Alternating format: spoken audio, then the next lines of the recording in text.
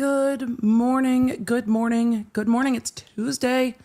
It's July 15th. We have a lot to talk about. I've got my coffee. For all of you tuning in on the replay crew, remember, everything's timestamped down below so you can zoom to what you want to talk about most.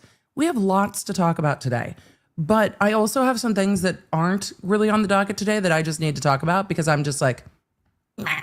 So we're going to get a little bit of that too. I've got my coffee and my sassy pants on, and I'm ready to talk about the continuing cause to Karen Read. I have my absolutely not shirt going today because today we are talking a bit about the Karen Read fallout with Officer Dever. Every time I say Dever, I now can't really remember which one is correct, and I keep trying to. And then part of me is like, girl, why are you trying so hard? It's going to be whatever, because this is a sworn peace officer that actually answered, much like you can't remember your name or my name, I can't remember. And I was like, oh shit. I've heard in the chat, I've heard that if you say her name wrong 3 times, she will appear in the chat and yell at all of us. But I don't think that's true. At least I hope not. And so we're going to continue rocking the way that we do. So we're going to talk about this letter from Ellen Jackson. How many of you watched the Emily Show podcast yesterday or listened to it when it dropped? So a lot of you know what we're in for. So we're going to talk about all of that. We're going to talk about the cost. We haven't had a chance to chat about it really. And then Sarah Boone's unhappy with another lawyer. Who could have seen that coming? I am so stunned. I am shocked. Put on your shocked Pikachu memes. Oh no. Sarah Boone's unhappy with another lawyer. So we're going to talk about that too. For those of you who are like, girl, I don't know what the Sarah Boone case is. Don't worry. I will catch you up. Chat will catch you up. We will catch you up to speed before we get to that topic. But we have a few quick updates. Remember when we used to do quick bits and then it became a whole podcast and then it shifted to another channel and now it's just the Emily Show? I know. We have a few quick updates that we just need to talk about because there is some stuff, y'all, that I keep seeing. And honestly, my online usage right now consists of like in the circle with drums or horns, like what God's horn line is doing with the show that has no name and how the opener has shifted. Like I am so just band focused. Also, I fought everything in my soul to not get in my car and drive my ass up to Deer Creek this weekend. And then the playlists for Dave Matthews from Deer Creek came out. And I was like, these shows were written for me. These shows were written for, it was like, hello, EDB. I would like to serve you FOMO and regret immediately. So I'm watching my DMB Hub app where the live set list is coming in and I'm like, nuh-uh. Opened with Idea View. I don't think I've heard Idea View since The Gorge a million years ago. Like, what are you doing to me? So I am reminded that you just go to the live music. And Jeanette said, it's DMB Hub, named well before the other Hub apps. And it is from Ants Marching. It's a whole long story. We could talk about the Dave Matthews Band app. It is where the Dave Matthews Band nerds keep their statistics. It's where our stats are. So when it's like, how many shows have you seen? I can tell you when the last time I saw a particular song was. I can tell you what badges I have earned because yes, I will bust my ass to earn a fake badge. Apple knows this about me. The way I want to bring this to our Law Nerd app is one of those things that's like, hey, can we do this? But I'm like, how far is too far of a drive? Like, where's a reasonable amount of drive? Like, 6 hours is like reasonable. Like, it's not too much of a drive. It's like it's like a reasonable amount of drive. So I was very tempted to just drive myself up to Deer Creek this weekend. I did not, which is why we have a podcast today. I was responsible and mature because I have to fly later. Because well, not today, but I have to fly this week because I'm going to go see Travis.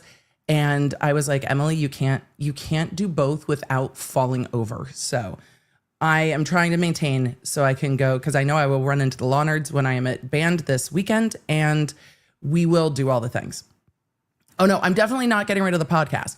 Law Nerd NP. The Emily Show is staying on the Emily Show channel. It's just we don't often do quick little snippets of other cases on stream anymore, but today it calls for it. Today it calls for it. I am trying to just, yeah. Megan said that's a very Midwest attitude. Look, I get it living around here. I can actually be somewhere in a different state within a handful of hours. If not, anything under an 8-hour drive, I'm like, yeah, we could send it. Anything under 4 hours, I'm like, oh, we don't even need to think about it. Let's just go. So if my knee hadn't been bugging me so much, I probably would have just been like, I mean, I can find a lawn seat. I mean, I would have been soaking wet on night 2, but I could have. So I responsibly adulted. I stayed home. We are doing all of the things today. We have some updates. If you watched the Emily Show or listened to the Emily Show yesterday, we have some updates on things I talked about yesterday. We have to talk about Kohberger for a minute. We have to. So I have my coffee. Let me know where you're coming in from, what you're drinking. Yes, you're talking like Noblesville, Indiana, where you know what generation you are by what you call the place. And yes, the correct answer is Deer Creek. Yes, it's Deer Creek. Look, I had not been to Deer Creek until we moved to Tennessee post-COVID, because fun story, I was picking up Travis at Ball State from a band camp, literally this one time at band camp. He's in the extreme version of that now, but I was picking up Travis from band camp, and I didn't realize that Dave was playing Deer Creek the same weekend I needed to go pick Travis up at Ball State. So I was like, I'm in Indiana. Dave's in Indiana. I can go a day early. So I went early to go see Dave. Yes, I will go concert by myself, especially last minute. I'm like, it's fine. So I went early to go see night 1. I picked Travis up at band camp, and then he and I went to night 2. And then we got extreme weathered out, and he played Halloween to close out the show a little bit early. And then we were like stuck in our car with extreme weather. And Travis is like, this is kind of amazing. I'm like, yeah, it is. Because it's going to be fine. Like, there's a lot of lightning, but like, it's going to be fine. We had the best time. Travis's first Dave show. Either way, it's close enough to hop in a car and drive to. And there's a Kura in Indiana. There's not a Kura in Tennessee, not in the entire state. Georgia, yes. Indiana, yes. Tennessee, Kentucky, no. And there's a Buc-ee's between the two. There's a Buc-ee's and a Kura. Like, Emily has her drive planned out. But I had only heard of Deer Creek because it was like SPAC Deer Creek Gorge was kind of how the Dave shows traveled across the country in the summer. And so I was like, I need to go to these places. And then Alpine is kind of up there too as like a 2-night stand. Love it, love it, love it. So let's roll the intro. Let's get to getting. I have, well, I don't want to say complaints. There's some clarification we need to talk about because I am annoyed. I'm annoyed. There is confusion. And that's the thing I think makes me the most mad. When I see wild galloping confusion, I get frustrated because there's no need for confusion. And when there is confusion, I'm like, there shouldn't be confusion. We should just all have an answer because the confusion is causing stress. We're going to talk about it so that the law nerds won't be confused. Let's go. Hey there, I'm lawyer and legal analyst Emily D. Baker, and this is your go-to destination for live court coverage. I break down the law, the strategy, and the evidence in real time so you know what's happening. No law degree required. So join the law nerds in the chat. They're here for the facts, not and let's get to court. Yes, I was bumping to the intro. First point of order. Law nerds, if you will, give me the floor for just a minute. First point of order. We need to talk about the Bryan Kohberger case. There is tons of information coming out about the Bryan Kohberger case. That is a whole conversation for another day. That is not the beef. Like, Emily, where's the beef? Half the audience is like, oh, I remember the days. My issue is that there is, and this is not, Steve is like, are we in trouble? Oh God, no, I'm sorry. Neurospicy folks, y'all aren't in trouble. It's never you. The law nerds are never a problem. It's never y'all. No, don't be afraid. Y'all are wonderful. It's the outside world. And I am seeing a ton of confusion because I keep seeing people say that Bryan Kohberger will be eligible for parole. Have you heard this, chat? Have you heard this? Oh, I'm frustrated. I'm not frustrated with y'all. Have you heard this? That Bryan Kohberger is going to be eligible for parole. I do not know where this is coming from. I also don't care where this is coming from. I don't care where this is coming from. Oh, a lot of you have not heard this. Some of you have. Cool. So for the 10 of you that keep hearing this, or a lot of you that keep hearing this, we're going to clarify. This is not correct. It is not correct. It is not correct. It is not correct. The statutes, I went to case law. The case law are incredibly correct and incredibly clear. Fixed life sentence means for the length of your natural life. Period. He has 4 consecutive fixed life sentences. And I keep hearing people say those life sentences mean he will be eligible for parole. No, they do not. No, they do not. No, they do not. Because he is not getting a life sentence, indeterminate. He is getting a fixed life sentence. Fixed means determinate. Fixed means life, period, life. Life, period. Indeterminate means you have the possibility for parole at some point. He is not getting an indeterminate life sentence. 4 consecutive life sentences fixed, plus 10 years. He is not eligible for parole. He is not eligible to seek resentencing because he waived that right. He is not eligible to appeal. He will spend the rest of his life, however long that may be, and that is not for us to determine, in prison. Just period. I have seen confusion. I have seen stress. I have seen frustration. And I wouldn't address it if I didn't see so much frustration, because the law nerds are particularly sensitive to injustice. And I see a lot of, how are they giving him parole? He's not eligible for parole. He's not eligible. So whoever is talking about that can go pull up the case law, which in Idaho says very clearly, a fixed life sentence means for the person's natural life.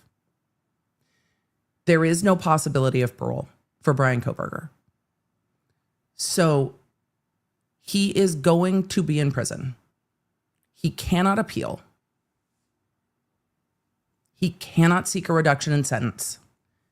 And if the laws change, he cannot seek a reduction in sentence.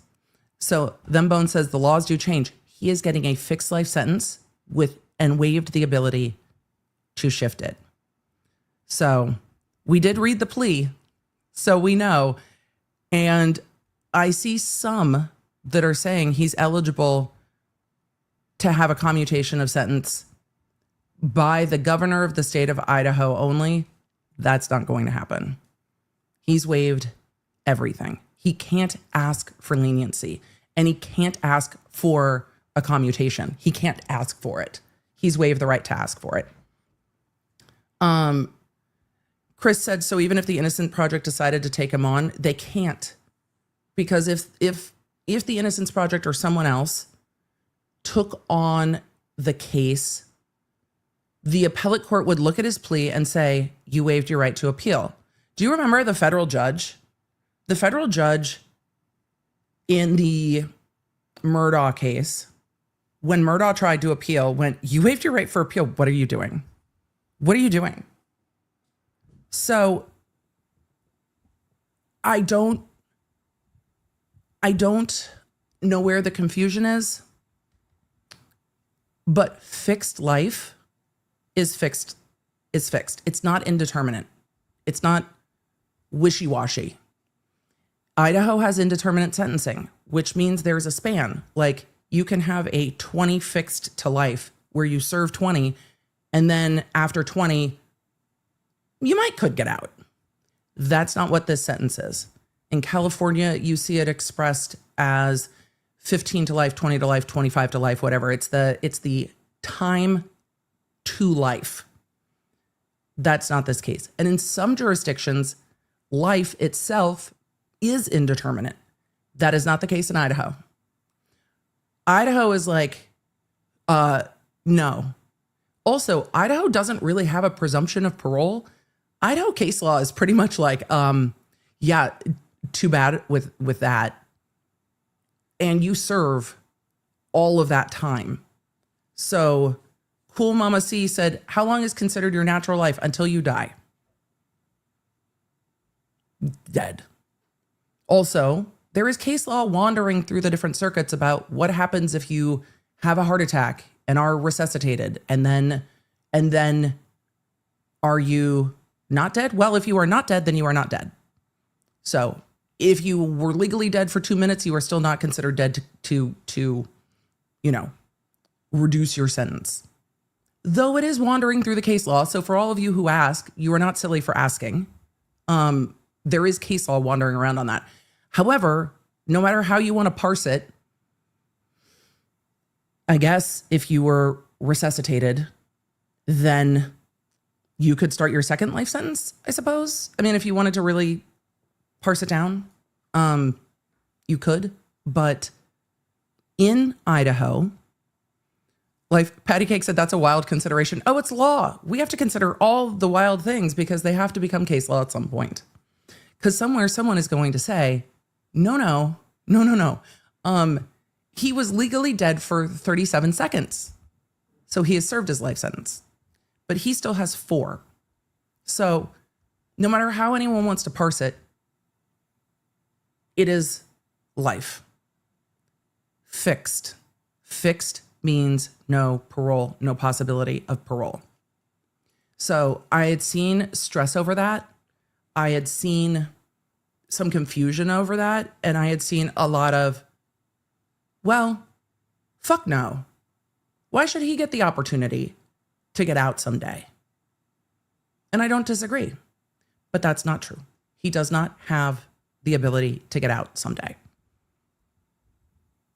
He is going to serve the rest of his life in prison. Period. And that is still unsatisfactory to some. It is still not enough for some of the families, though I've seen some of the families say, thank God this is done. I want to be done. I want to be done. And I think that's fair. Every family gets to grieve in their own way. Some of the families are ready to be done. I'm sure the surviving roommates are ready to be done. And we'll see. But remember, this week we are going to hear more about the non-dissemination order or the gag order and see if that's lifted. I'd seen some confusion about that as well. I was asked in the comment section of the podcast, hey, but what about the other considerations? Legally, there aren't other considerations on the gag order. The gag order is between, a push-pull between the courts and the media. But the rights being balanced are the rights of the accused, now convicted, Bryan Kohberger, which changed. Because when he's the accused, he has different rights. Now that he's been convicted, he has different considerations. His right to a fair and impartial jury is gone. He waived that right when he pled guilty. So you don't really need to worry about if he's going to get a fair and impartial jury. It's done. He's waived that right. So now the media is like, right, he waived that right. So now we get to talk. So the gag order really, when the court said I'll lift it, and the prosecution was like, could we just wait a minute? It's not it's not really legally still enforceable. I think Judge Hippler's initial instinct was right. And families still have the right to say, we don't want to talk about it. And so do the surviving roommates, but the media has a right to ask. So with all of that, I hope it clears up any frustration. There is not a possibility of parole. The case law says it. The Idaho statutes actually say it really clearly. So I think if anyone tells you, hey, Bryan Kohberger could get paroled one day, this isn't done, I think I would ask them what the statute is and remind them that vibes don't count and that fixed life means fixed. It's an indeterminate life sentence. That is the legal way that you express that. It is a determinate life sentence, not an indeterminate life sentence. I flip-flopped my double negatives. Fixed is a determinate life sentence. Life means the natural life of a person under case law in Idaho. So it is a determinate period life sentence. Indeterminate gives some room. And so that's, hopefully that helps. But if you are like, where is that coming from? Statute, case law. There's other stuff to be stressed about with Kohberger. It's going to be a hard sentencing day. But between now and sentencing next week, the gag order is going to get removed. The families will choose if they're going to go to sentencing or not. Some of them might, some of them might not. So, look, the laws in every jurisdiction are wrong. We went into the Sarah Boone case with me going, oh, well, that's like a 15 to life case, right? And then I got to the end of the Sarah Boone case and I went, wait, what the fuck? Florida's like, no,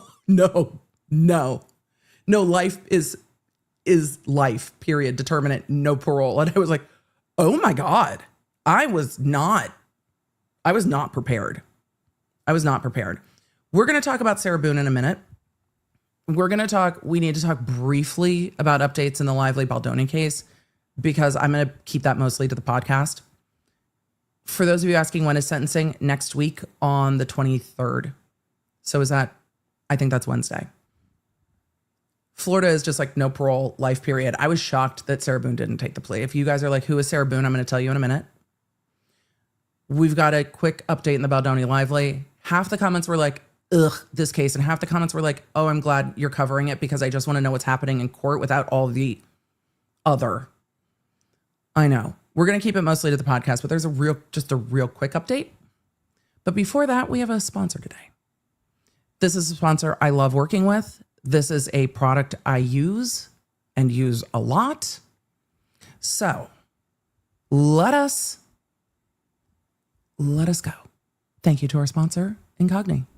Hey, Leonard, we haven't had a chance to talk much about this, but you're not going to believe this data breach. More than 16 billion Apple, Facebook, Google, and other passwords were leaked in what is now being called the biggest password leak in history. Why does that matter? Well, your personal information and your passwords are at risk. But once they have your passwords, even if you change them, if your information is already out there, you have to do something to go get it back off the internet.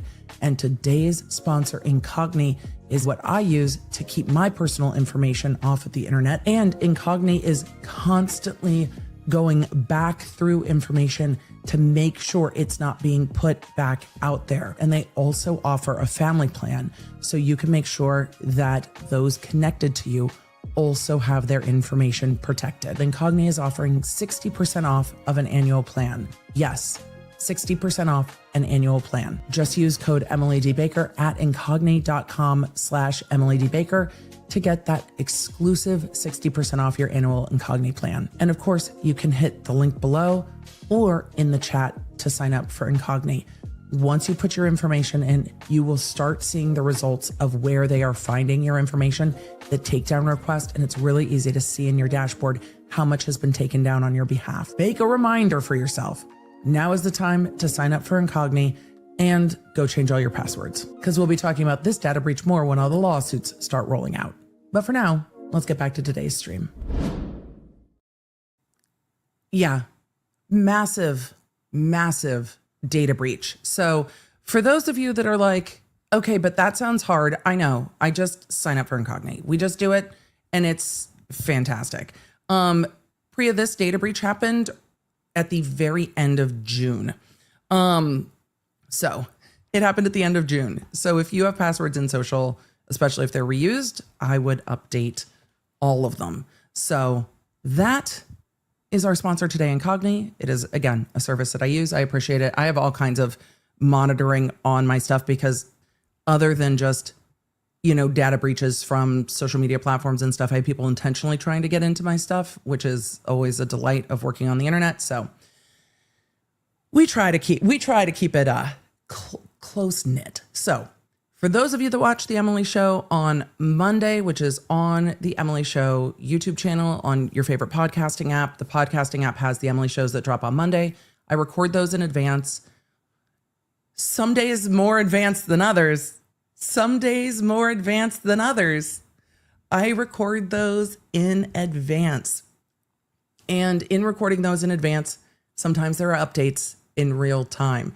But those drop every Monday-ish. And that episode, we talked a little bit about the Lively Baldoni case because there's a fight over Blake Lively's deposition and where her deposition would be, who's going to be at the deposition, et cetera, et cetera, et cetera. So when we talked about that, I said the court was having a hearing today. I'm actually going to make sure I end stream so I can attend hearing today, remotely, because I'm very interested to hear the complaints over the discovery. But Lively and the defense were fighting over where her deposition would be, security for the deposition, et cetera. With that, the court, ahead of the hearing today, issued the protective order that Lively was asking for and submitted to the court so that the defense is holding the deposition where Lively suggested it and is going to tell Lively who, let the dogs out, is going to tell Lively who will be attending the deposition. So the judge has already said numerous times that this is not going to be a case that is done by surprise. It's not going to be sensationalized for the media. Good luck. Good luck on that, Your Honor. It's fine. But that will be done in advance of the deposition that's supposed to take place on the 17th.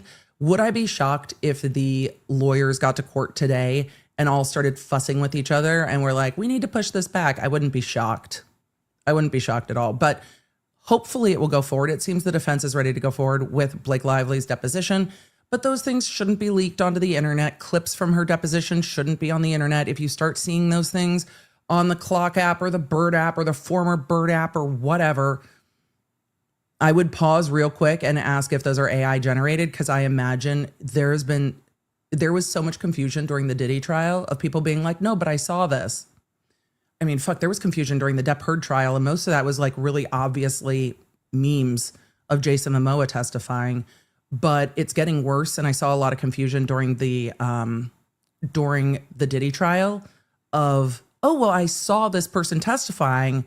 Why aren't you covering this case? And I'm like, there's no testimony streamed. And people are like, no, I saw the testimony. No, you didn't. You saw an AI rendering of maybe accurate testimony, maybe not accurate testimony, but that's not testimony. And people were like, oh shit. So be mindful, because it's getting worse. And as people are moving quickly through social, especially moving quickly and late, if you're seeing something and you're like, this is in federal court, there's probably not video. And so it's gotten confusing, and I'm seeing it even with my kid reaching out and being like, I saw this thing, is that true? And I'm like, that's not true.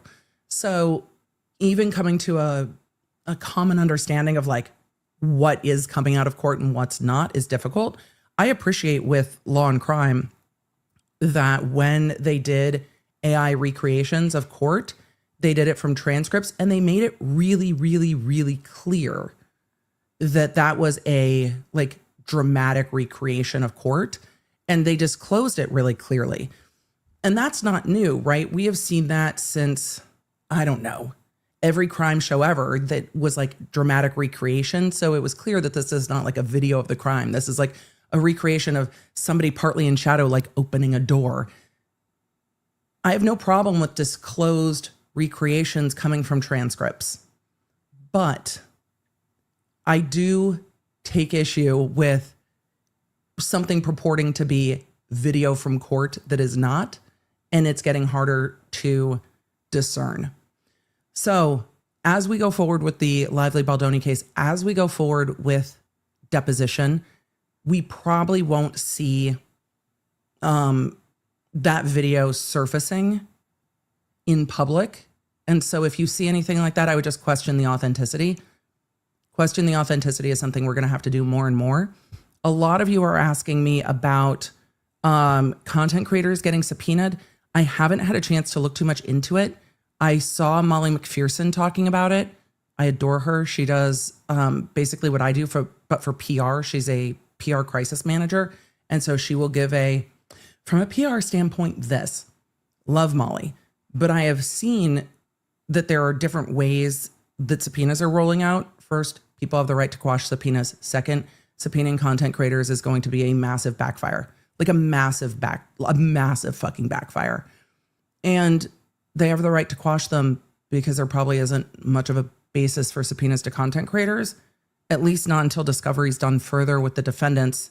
And if they can show that like a defendant and someone's communicating, even then they might not be able to get to it, because a lot of creators, even if they are not or would not call themselves reporters, they're covered by a lot of the same shield laws that like a New York Times is. So it's going to backfire spectacularly, just spectacularly, because content, some of you are like, why would it backfire? Well, some of it is the content creator, any content creator that gets something like that they're not going to be required to turn over their shit because they can move to quash those, and there's probably not a disclosable connection there, is going to turn it into content. So for the content creator, it's going to be like,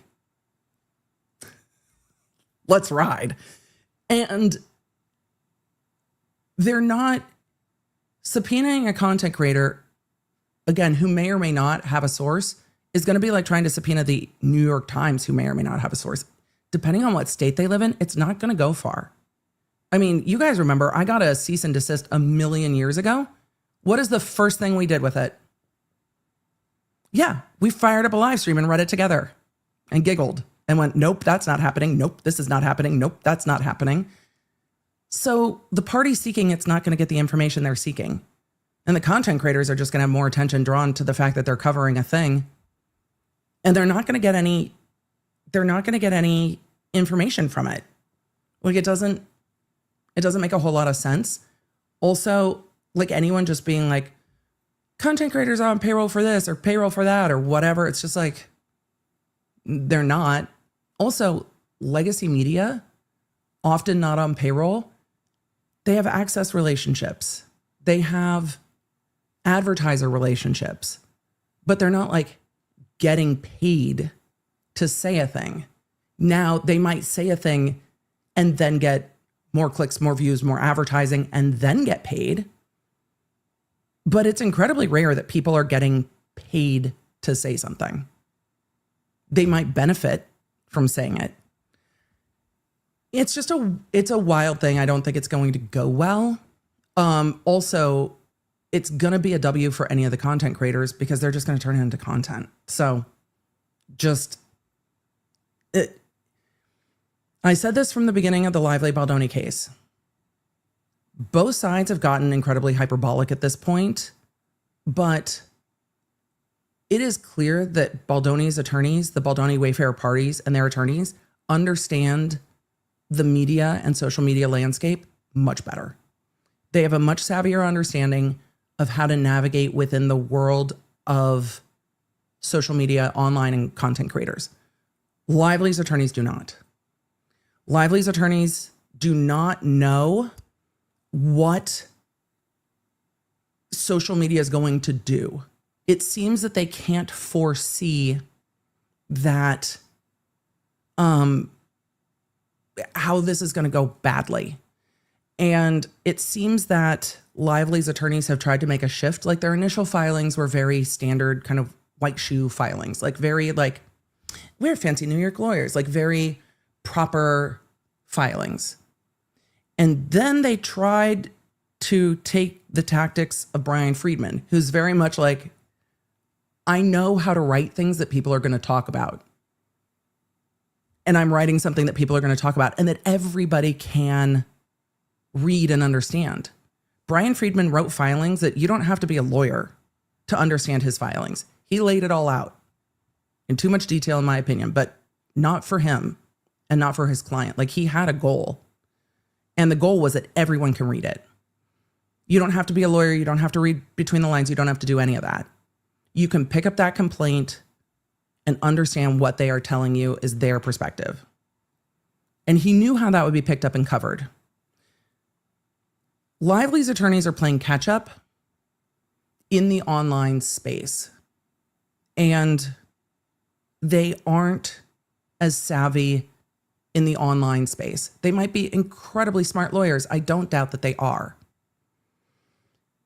But being incredibly book smart and being incredibly legally smart and being able to cite all of the Supreme Court case law for the last 15 years by like name and key cite is not going to help if you understand legacy media but don't understand social media, because it's just going to keep getting worse and worse and worse. So it's cases that are high profile play out now in multiple courts.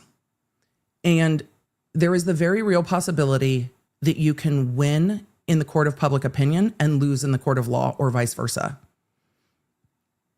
And if you lose in the court of public opinion and win in the court of law, I don't know if that win is going to help you all that much, because the journey to get there is part of the case. And sometimes you're going to have to slog through like years of shit before you get to a win. And by the time the court of public opinion is already divided, not the law nerds, because we don't do that, but the time the court of public opinion is already divided, like, and they've picked sides, sometimes it doesn't matter to people what is shown in court. And if people are coming into watching court, and remember, Lively Baldoni is not going to be televised. So it's going to be filtered through those that are sitting in the courtroom if it goes to trial. In like the Depp Heard case, and I make the parallel because it's also a civil case with celebrities. In the Depp Heard case, we got to see it play out in court. But there were times I watched what happened in court with all of you, and then I looked at the headlines and I went, did we all watch the same thing? Because we all watched court together, and we're seeing it very differently. And so if the court of public opinion is already divided and has taken their side, sometimes it's not going to matter what the evidence shows in court, because people are going to filter it through the side that they're seeing a thing from, and it's not going to change their mind.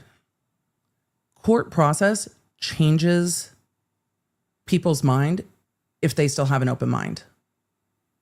If they don't still have an open mind, court's not going to change their mind. And that's the unfortunate truth of it. And again, people don't have to keep an open mind because they're not the jurors. And it's wild to see. But we're just going to watch the cases play out. And I think in Lively Baldoni, we're going to just take a look at what the court's ruling and keep up with those rulings. So we'll see if there's a deposition this week. I'll keep you posted on the podcast. We're not going to talk about it a ton on stream. A lot of you are completely fatigued because it's the kind of case that people are covering like multiple times a day, which is exhausting. So we'll see what the court's doing. We'll keep an eye on the judge, and then we'll see. So we'll see what's happening. And with all of that, a lot of you asked, why won't it be streamed? Civil cases can be in federal court just as easily as criminal cases can. The U.S. has a complex and detailed court system. One day we'll have to make a chart. I feel like we'll be in civics. We'll all make a chart together, but we also have a lot of international audience. The US has a federal court system, and it is located regionally. It can cover civil and criminal cases. And then each state or commonwealth also has a state system and a local system. So in any given state, you have federal court, then you normally have a state AG's office, and then you have a locality like a county or, well, they're not all called counties. My brain is glitching on what y'all call them in Jersey, but not commonwealths. That's the state of Massachusetts, Kentucky, Pennsylvania, and like one other. But you have localities too. California is easier for me to break down because you have federal law and federal courts in California. Then you have the state. So you can have the state AG's office. And then you have the county. And then within the county, provinces, municipalities, and parishes, and townships. Townships is the word that I was blanking on. Townships, parishes, municipalities. Thank you. There's so many of them. So townships is exactly what I was thinking of. My brain glitched. Sorry, I apologize to the Virginians, to the lovers in the chat, the great Commonwealth of Virginia. So if you are in Los Angeles County, there is also Los Angeles County. And so there are LA County DAs. That's what I did. But then there are also like LA city attorneys if you're in the city of LA. Or if you're in like the city of Hawthorne, they have city attorneys. So there's also city attorneys. So depending on what city you're in, there are also attorneys that govern that city. Like Long Beach has Long Beach city attorneys and district attorneys, and then the state and the feds oversee it all. So there are so many different areas of prosecution, it gets confusing. Federal courts do not audio or videotape like Diddy. So there's no audio or video recording. It's going to be reported by those that are in court. Amy said, as a UK viewer, I'm lost. You're not alone. And a lot of the US viewers are just like, oh my God, it's so many. Oh my God, it's so many. I didn't forget Virginia. I just didn't call it the Great Commonwealth of Virginia. I just called it the Commonwealth of Virginia. We could never forget Virginia. Because Dave Matthews. I mean, and my aunt and uncle, but Dave Matthews. So when we're looking at all the different court systems, I always try to orient us to what court systems we're in when we're talking about something to try to reasonably set the expectations. It's one of the reasons I'm just trying to cover the court rulings, because there are going to be filings daily, if not almost daily, in a case that's not going to go to trial. It's set for March. We'll see. Like, we'll see. Alice asked if I'll cover Alan Jackson's new case from Cali. I have it on the docket to take a look at. There's a couple other cases that are on the docket that I haven't had a chance to look at because, well, I'm trying right now through at least the Kohberger sentence to catch up on the cases that haven't gotten a minute. And you guys, there's so much going on in the Brad Pitt Jolie case. So I'm trying to get caught up on that. And it's, when I'm talking about hundreds of pages of reading, it's a lot of reading. So I'm trying to get caught up on Jolie Pitt to bring you guys a new podcast episode on that. And then there are a few other cases on the docket. And then we have Adelson coming up. And so I'm keeping an eye on things as we're getting closer to trial. So I will keep an eye. There are some things we're not going to jump into until they're closer to trial, because it'll get lost in the sauce. So yeah, the Jolie Pitt winery case, the vineyard case. Yeah, they're still in court. It's gotten wild. Molly Crew, Dr. Barbara Clark is still in their mediation. We also need to check back in. There's a whole Leah Remini case going on that we haven't checked back in on. So I'm going through the cases that we've talked about first before we add new things to the docket. There's a new case in Colorado that Dr. B and I were talking about yesterday that I'm interested in. There's a case in Kentucky that I'm interested in. So there's a couple things that I've got pending, but we're not going to get into new stuff for a few months, I don't think, because we're not going to have time. Because by the time we get caught up on our old cases, it's going to be time for Adelson.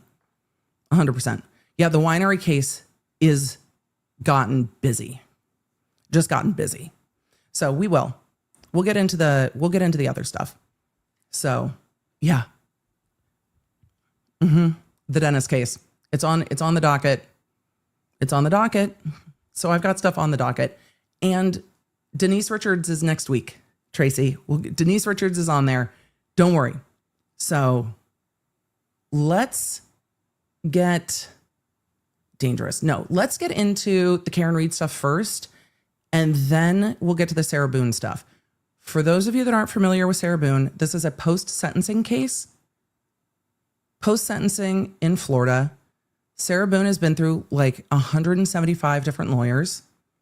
She is a scholar and a vociferous writer. She likes to let the court know how she's feeling. She is doing that again. She is displeased with her attorney. She does not see things how everybody else does. And so as we are getting into the appeal process, again, Sarah Boone is serving life. Sarah Boone is, Hannah, she told us she was smarter than all of us. She told us, and she told law enforcement, that she is a straight A student and that she is correct. So there are going to be times where I disagree with Sarah Boone. And there are going to be times where she's not wrong. Her frustration with her attorney might not be wrong. So we're going to try to keep an open mind because her frustration with her attorney might be valid. So we're going to take a look. But yes, Sarah told us, Shelley C. reminded us, Sarah told us that she excels at everything, including writing letters. There will be time. There will be time. Silly Pickle, it's like you're reading my notes. I have a list of Eminem cases because Eminem can be his own episode of Eminem's legal cases. Look, when Biggie said more money, more problems, none of us knew exactly how accurate it was. But the amount of lawsuits that Eminem or his companies are involved in right now, I really hope he likes his lawyers, because the amount of money this man's going to have on his profit and loss of lawyers is wild. But Eminem has lawsuits. Eminem or his companies have lawsuits going on with trademark, with copyright, with Meta. Look, if you're Mark Zuckerberg, this isn't legal advice. Just fucking pay Eminem. Zuck, pay Eminem. We need a whole day of music lawsuits to talk about copyright, because it gets really complex in music. We need a whole day to talk about food court. We need a whole day to talk about Eminem's lawsuits by himself. Yeah, we'll get there. Also, a number of you shared, and I went and watched, that Ethan Klein's lawsuit with, not Harvey Weinstein, Ryan Kavanaugh settled. And we haven't had a chance to talk about that too. So when we get into the copyright lawsuits, that one's in the defamation sphere. But when we get into the copyright lawsuits, we'll have to talk about that too. Because the Ethan Klein, Ryan Kavanaugh lawsuit settled, done, which makes sense because we haven't even gotten into the new lawsuits. So when I say it's on the docket, it means I have a list and we are going to get to it, I promise. I just don't know when. KK said, deep thought, would Eminem count as food court because Eminem? I mean, maybe.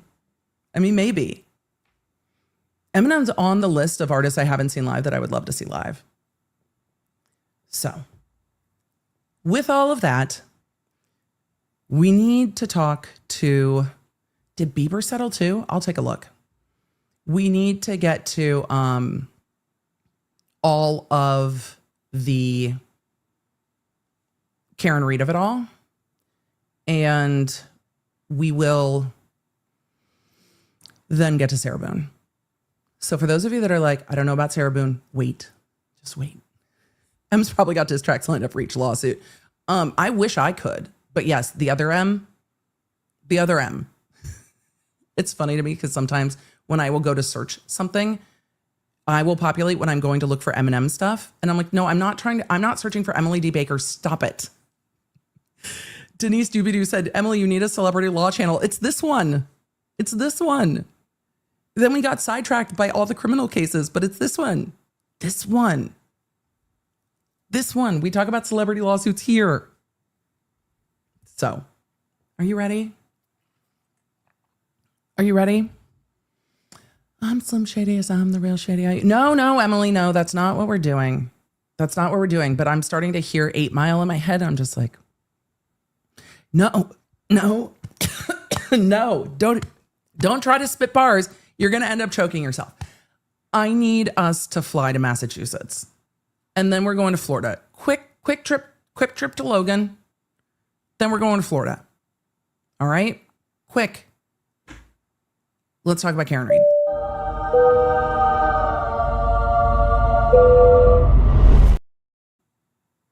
So, first, in the Karen Read case, I was ready with all of you. To move on. We have so many cases that we need to catch up on. I feel like when you come back from vacation and your email makes you want to vomit, that's how I feel with how many cases. I'm like, oh, it's going to take me hours to pull documents on these cases. And some of the document pulling is harder than others. And Team Baker is like, Emily, can we help? And I'm like, unfortunately for me, going and looking at the court dockets and like getting into the court dockets and pulling documents is part of my organizational process, because then I'm like, oh wait, I have this question.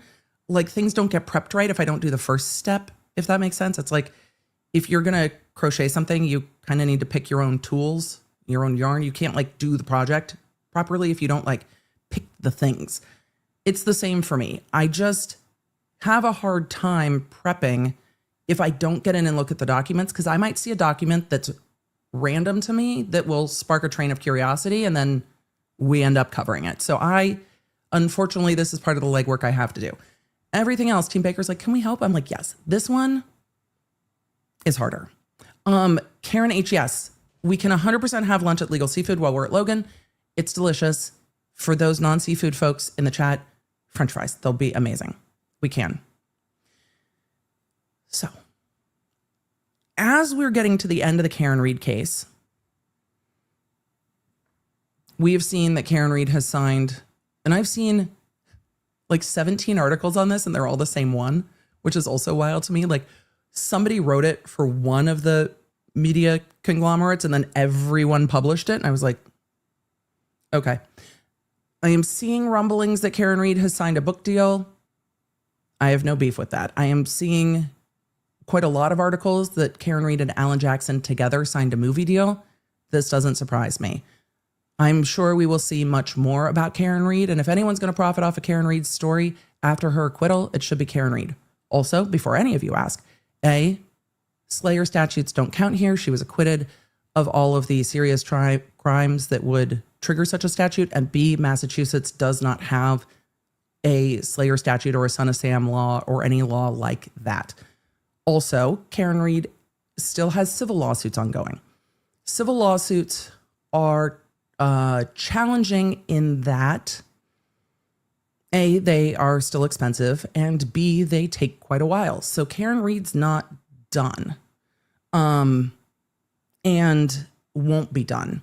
Massachusetts is not easy on grabbing documents. So as we cover the wrongful death suits, I will be waiting until I have documents on that, for sure.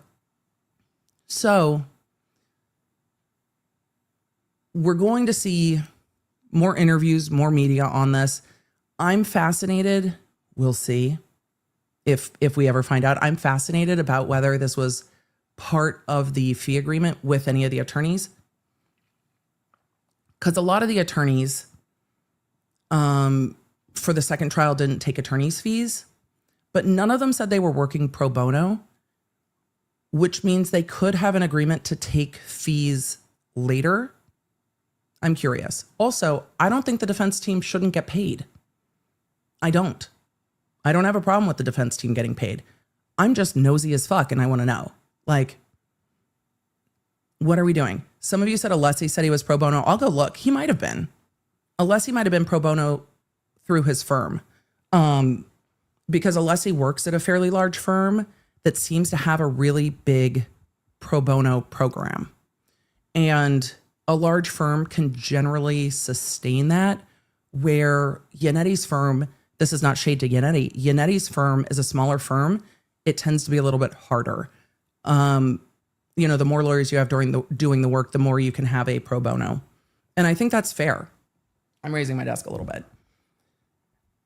So with Alessi and with Jackson, and Little is part of Jackson's firm, I did not see them ever say that they were pro bono, just that they weren't taking lawyers' fees for the second trial, which means there might be a way for them to get paid. Alessi, I think Alessi's work, A, if he works at a larger firm, the pro bono is probably part of their firm's, what their firm does. And B, I imagine the work that Alessi's going to bring in for his firm is going to outstrip what he would have been paid. So I think it's going to, I am ready. Hey, Joe said Alessi's starting his own podcast soon.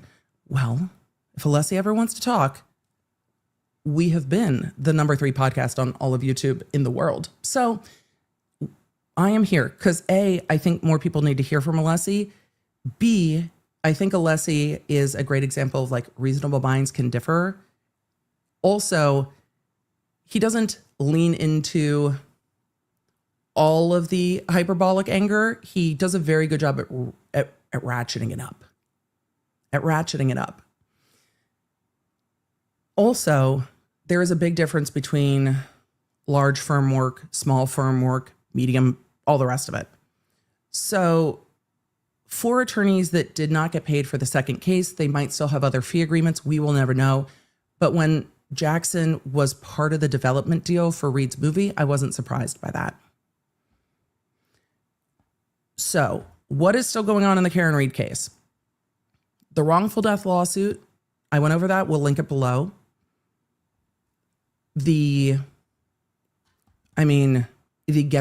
For Karen Reed trying to get back to whatever life looks like now and working and the rest of it. And then there are still some large questions about the trial. And so whether we will see any more motions from Karen Reed, whether we will see any more lawsuits, I don't know. If you're Karen Reed, there's a balance there of at what point do we try to move on and at what point can we not let this go? And so the civil lawsuit is going to be one of those areas where she doesn't have a choice about that because it's being brought against her, so she has to defend it. And with the rest of it, she will get to make those choices with her lawyers. Susie said, can she get her position back at the college? That's between her and her employer. There's nothing that would seem to stop her from that. However, it could be disruptive, and I could see where it might be difficult. She might also not want to. She might want to wait. Especially if she is signing advances for book and movie deals, she might have the opportunity to wait. It's just gonna depend. But today we're gonna take a look at what the Commissioner Cox, like the cable company, like Fox, COX, what Commissioner Cox of Boston PD had to say about Officer Dever. And I think we should refresh ourselves on what Officer Dever said about that meeting, don't you? And Alan Jackson wrote a strongly worded letter about Officer Dever. And I have some thoughts about that too. So we really need to take a look at some of the video and run it back. So with that, Lauren, no, I said it right that time. Dever? No, damn it. I don't know which one's right anymore.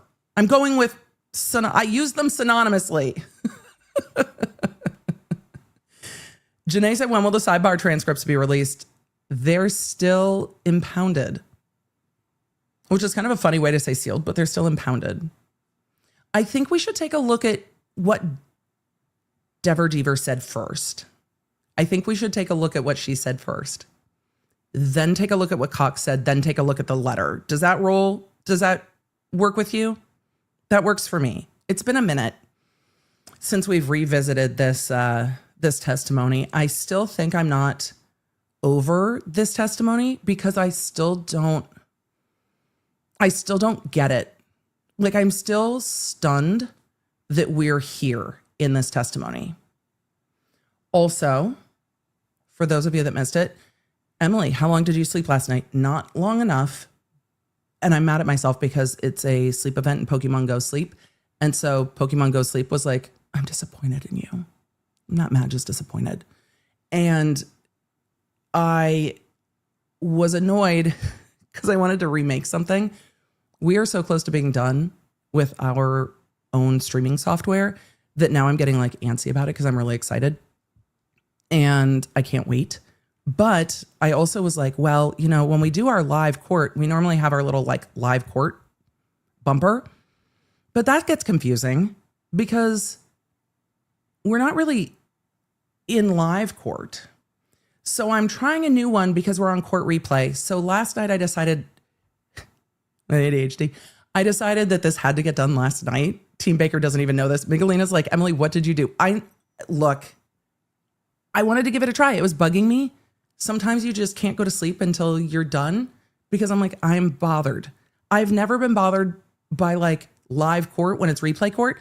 Last night I was like, that's it. I can't do this anymore. So we are on replay court. Look at us. We're on court replay. Look at that. Court replay. If we hate it, I'll change it. But I needed court replay. Also, I'm going to try to jump to the meeting. Did I go look for timestamps? No, because you guys missed the fan. So I wanted to bring the fan in because you guys missed the fan. So we had to bring the fan in. All right. Are we good? Are we good? We missed the fan. Hello, fan. Hello, friend. We missed you. Bring the jury. We missed you. So we need to get to the part of Dever's testimony where she talks about her meeting with Cox. Commissioner Cox. YouTube. We are talking about a person's name. Be chill. So I already said I don't remember where in dispatch the screen with the camera. So I want to get to just the meeting part because there is so much of this testimony that we don't need to relive. But the meeting was wild. Should I have queued it up properly? Yes. Did I? know it's good. That's fine. We're going to find it. We got just about there. This is the interview with him, and Jackson is questioning her about her conversation with Commissioner Cox. Then we're going to go to Commissioner Cox's statements about this. Then we're going to go to Jackson's statements. Spoke along with Mr. Yannetti. Oh, there we go. And Ms. Little on That's a conference better. call last year sometime. You remember that? Yes.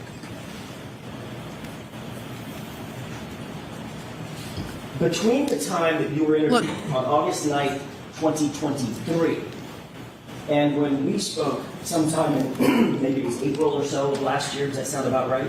Yes. She remembers that. Did you have any conversation with any other party about your potential involvement in this case? No. Did you have a conversation with anybody in the commissioner's office at Boston Police Department? Not about anything malicious.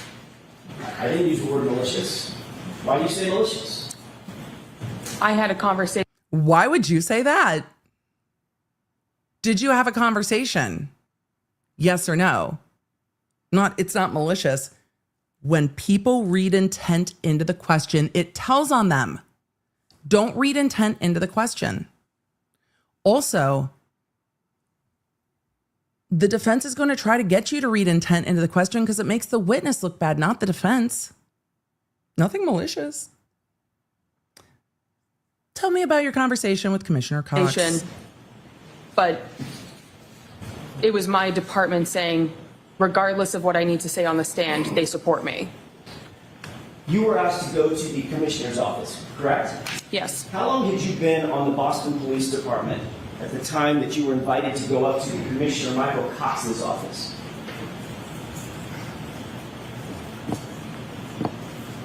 It had to have been before the first trial. So, and I know it was when the agency released information to outside people. That's not my question. Okay, so I don't recall. Okay. She was You don't trying. recall how long? He was like, that's not my question. Honestly, I think that she was trying to pin the time based on things that happened, which I do too. I don't think she was trying to add more in. I think she was trying to it was before this and after this thing happened. So it would have been in there. I will say I like the lip color. I do. I like the lippy. I don't know what lippy it is. I dig the lippy. It's a good neutral for her.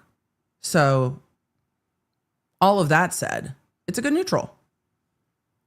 I don't always like the things that she's testifying to and the vibes. But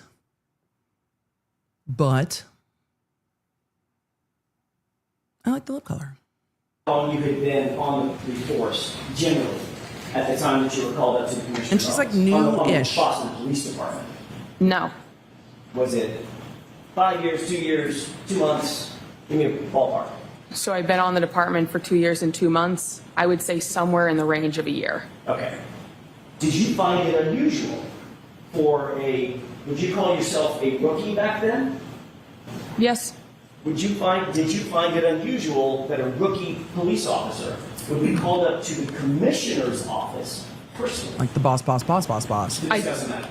It was a reflection of how good of a leader he is. It was not anything that I found unusual, given the fact he is someone who wanted. It is a reflection of how good of a leader he is. Just put a pin in that. Put a pin in that. We're going to come back to that. To show support for his officer. So I'm guessing all of your training class or all of your entry classes at Boston PD, they've all gone up to the commissioner's office as well?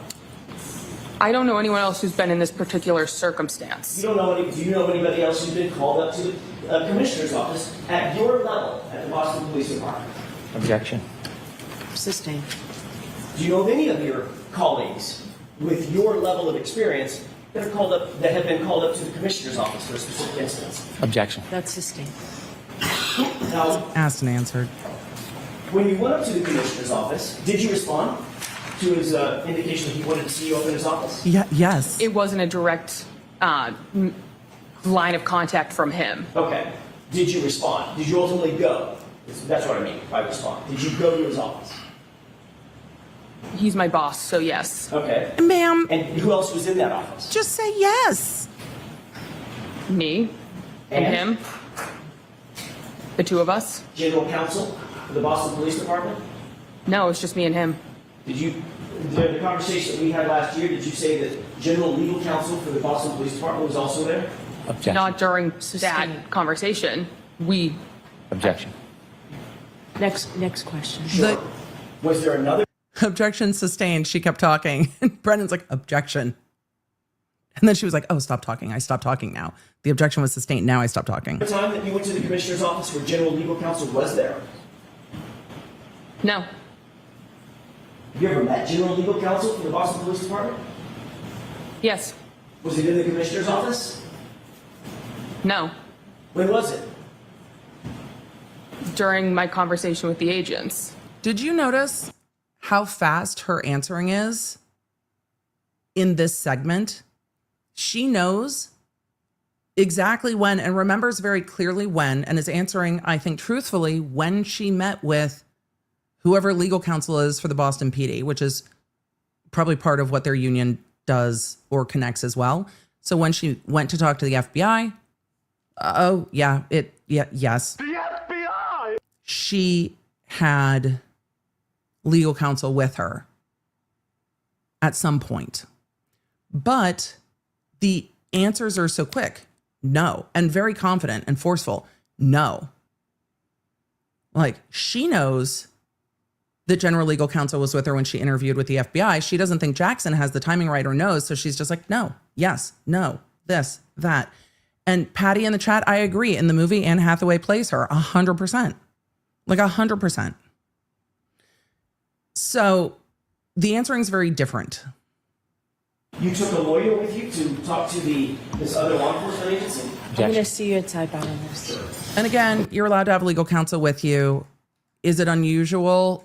This whole case is unusual. I don't even know what usual is, but the department legal counsel went with her to talk to the FBI. My guess would be, and this is just my speculation, that it would be when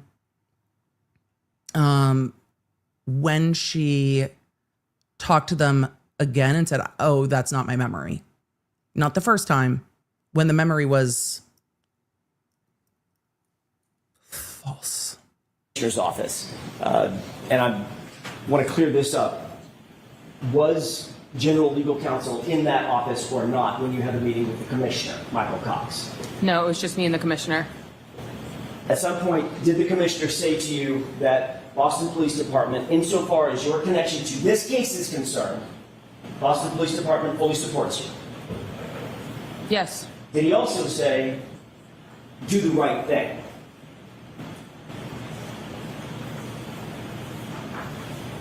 That's a direct quote, so I can't recollect if he said a direct quote 2 years ago. A year ago, when you Do you or talked do you to not?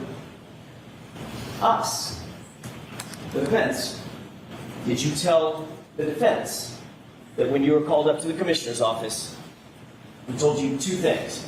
Commissioner Cox told you, number one, the Boston Police Department supports you, and Officer Dever, do the right thing. So he said my name correctly. He said Dever, and That's my mistake. Let's see. Like, you want me to repeat the question so I get So, that right? Mr. Jackson, let's go ahead and answer, please. yes, and he said nothing with the intent of guiding me one way or the Ask you other. his intent. He said my name correctly, and he said nothing with any intent. You don't know what his name is, and you don't know. No. You don't know what his intent is, and the snapback of, excuse me, that's not my name. Oh, buddy. Was, madam. I asked you what he said to you. What were his words to you?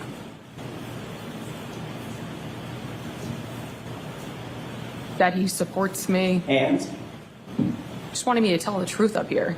his words were, do the right thing. Correct? I don't recall.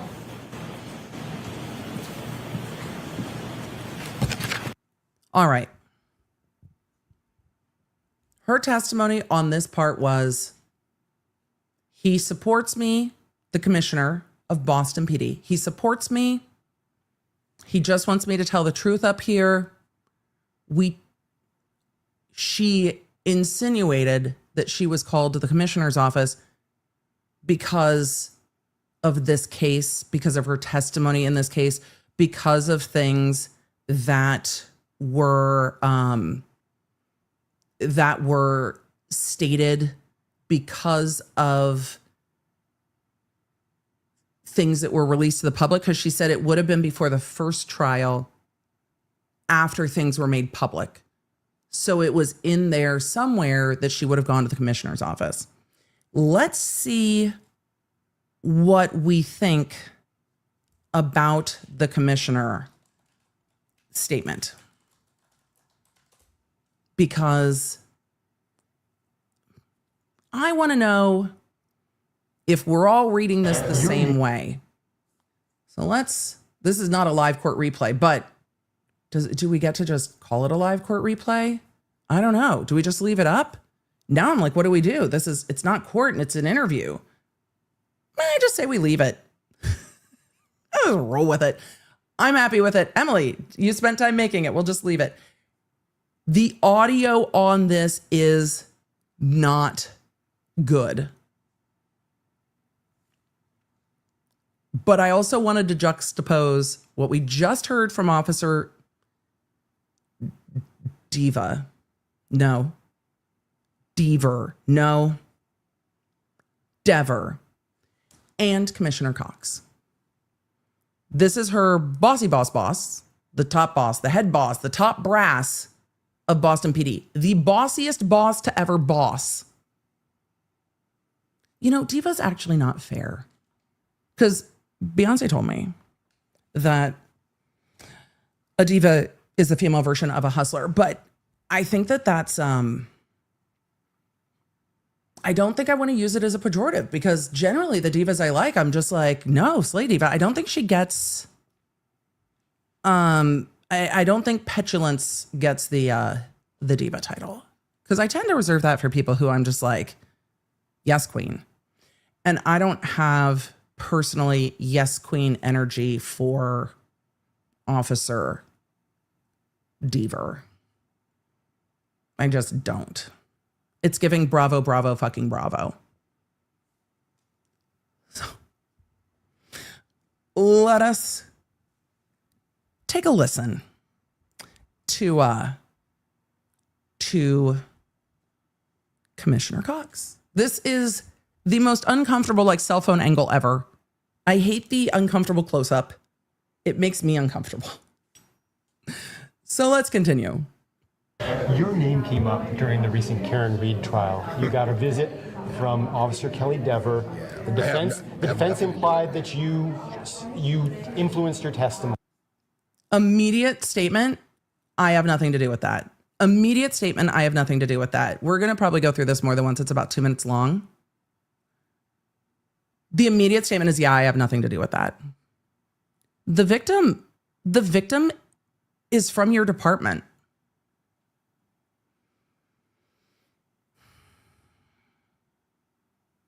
Yeah, I have nothing to do with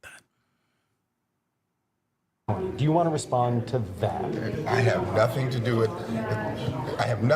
Karen Reed. Matter of fact, I didn't even know this person was associated with the Karen Reed case. You know, I have an organization full of,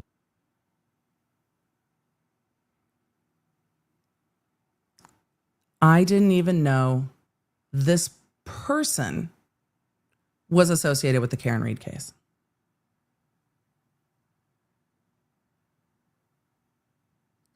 Sir,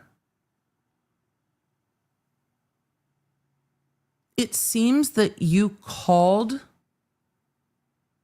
or someone in your department called Officer D, Officer Drama, to the stand, no, to your office because of this case. The only reason you would have had a conversation with Officer Dever,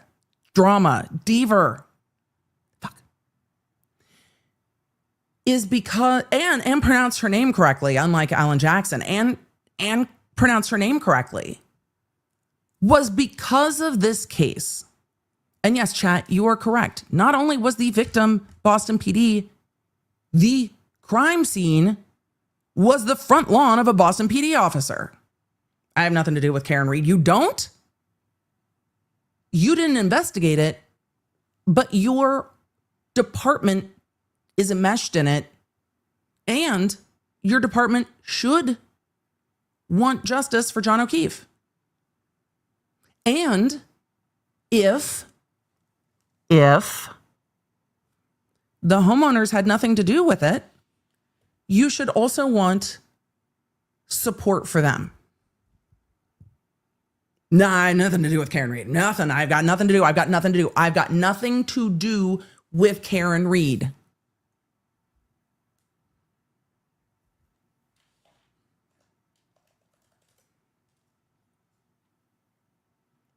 That person, not Dever, because she said on the stand you pronounced her name correctly. You didn't say her name here. And you didn't say, it's a shame that this has been blown up into so much. When my officers testify, it is their job to tell the truth. He seems annoyed that he's being asked about this. To me. We'll continue. 3,000 people, and we support all our folks. And the reality is that, I get information passed on, whether it's people are high or low, and I encourage everyone, right? And if you're going to work here and you belong here, then we're going to encourage you. I have no idea what they're talking about with Karen Reed. It had nothing to do with Karen Reed. No discussion about Did you Karen. tell Officer Dever to do the right thing? I didn't know she was even associated with that case. So I didn't know she was even associated with that case.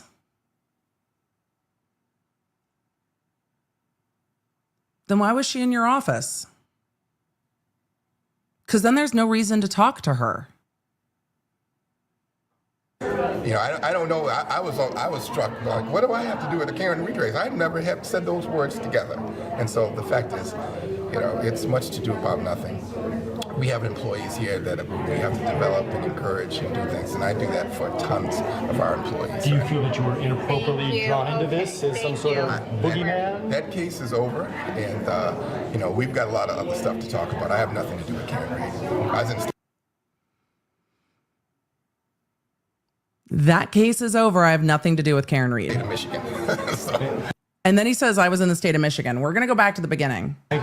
Because there's more to this that I want to talk about. This is about a 2-minute. The second Karen Reed comes up, he starts to uncomfortably chuckle, my opinion.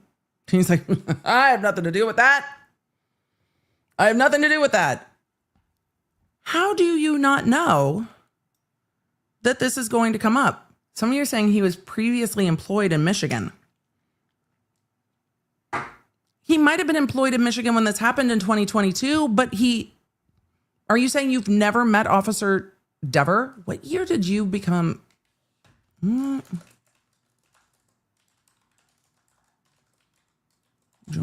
Boston PD. What year did Commissioner Cox join Boston PD? He was appointed the 44th Police Commissioner of the Boston Police Department on August 15th, 2022.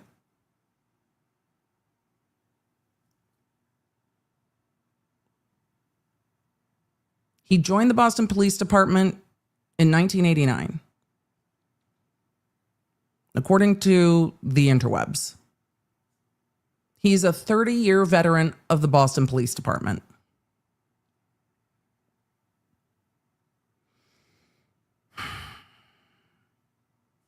So, what do you even mean?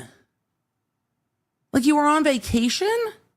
Like, I can't even get there. We've got other things we got to talk about. But all of you are like, we need Spidey. We totally do. Let's start over again. Your name came up during the recent Karen Reed trial. You got a visit from Officer Kelly Dever. The defense implied that you influenced her testimony. Do you want to respond to that? I have nothing to do with Karen Reed. Matter of fact, I didn't even know this person was associated with the Karen Reed case.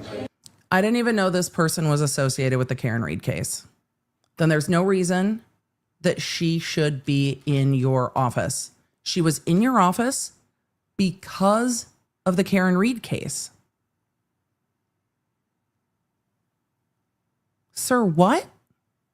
I have an organization full of over 3,000 people, and we support all our folks. And the reality is that, I get information passed on, whether it's people are high or low, and I encourage everyone, right? And if you're going to work here and you belong here, then we're going to encourage you. I have no idea what they're talking about with Karen Reed. It had nothing to do with Karen Reed. No discussion about Did you Karen. tell Officer Dever to? That was a rude. Hold on. We got to do a better. We got to do a better pause. Nope, that's probably not helpful either. Commissioner Cox said, "I encourage everyone. I encourage everyone." Hold on to that. I encourage everyone. One sec. Karen Reed. No discussion Did about you Karen. tell Officer Dever to do the right thing? I didn't know she was even associated with that case. So I didn't know she was associated with that case. She said she was in the office to talk about what's going on in this case. And on cross-examination with Brennan, she said there was a lot going on here. Nobody's been in a case like this. So we talked about the Karen Reed case. He's saying, no, I didn't even know Dever was associated with the Karen Reed case. I encourage everyone. you know, I don't know. I was struck. What do I have to do with the Karen Reed race? I never have said those words together. How? And so the fact is, How are you not prepared for this question? How have you not thought through this question when you saw it coming up? BPD. Yes. Also, she doesn't even go here. It really is like she doesn't even go here. He does not have an answer, which is baffling to me. Because someone at the department has to foresee that the second someone can ask a question of him, this is going to be the first thing that comes up. Boston PD has to have a media relations person.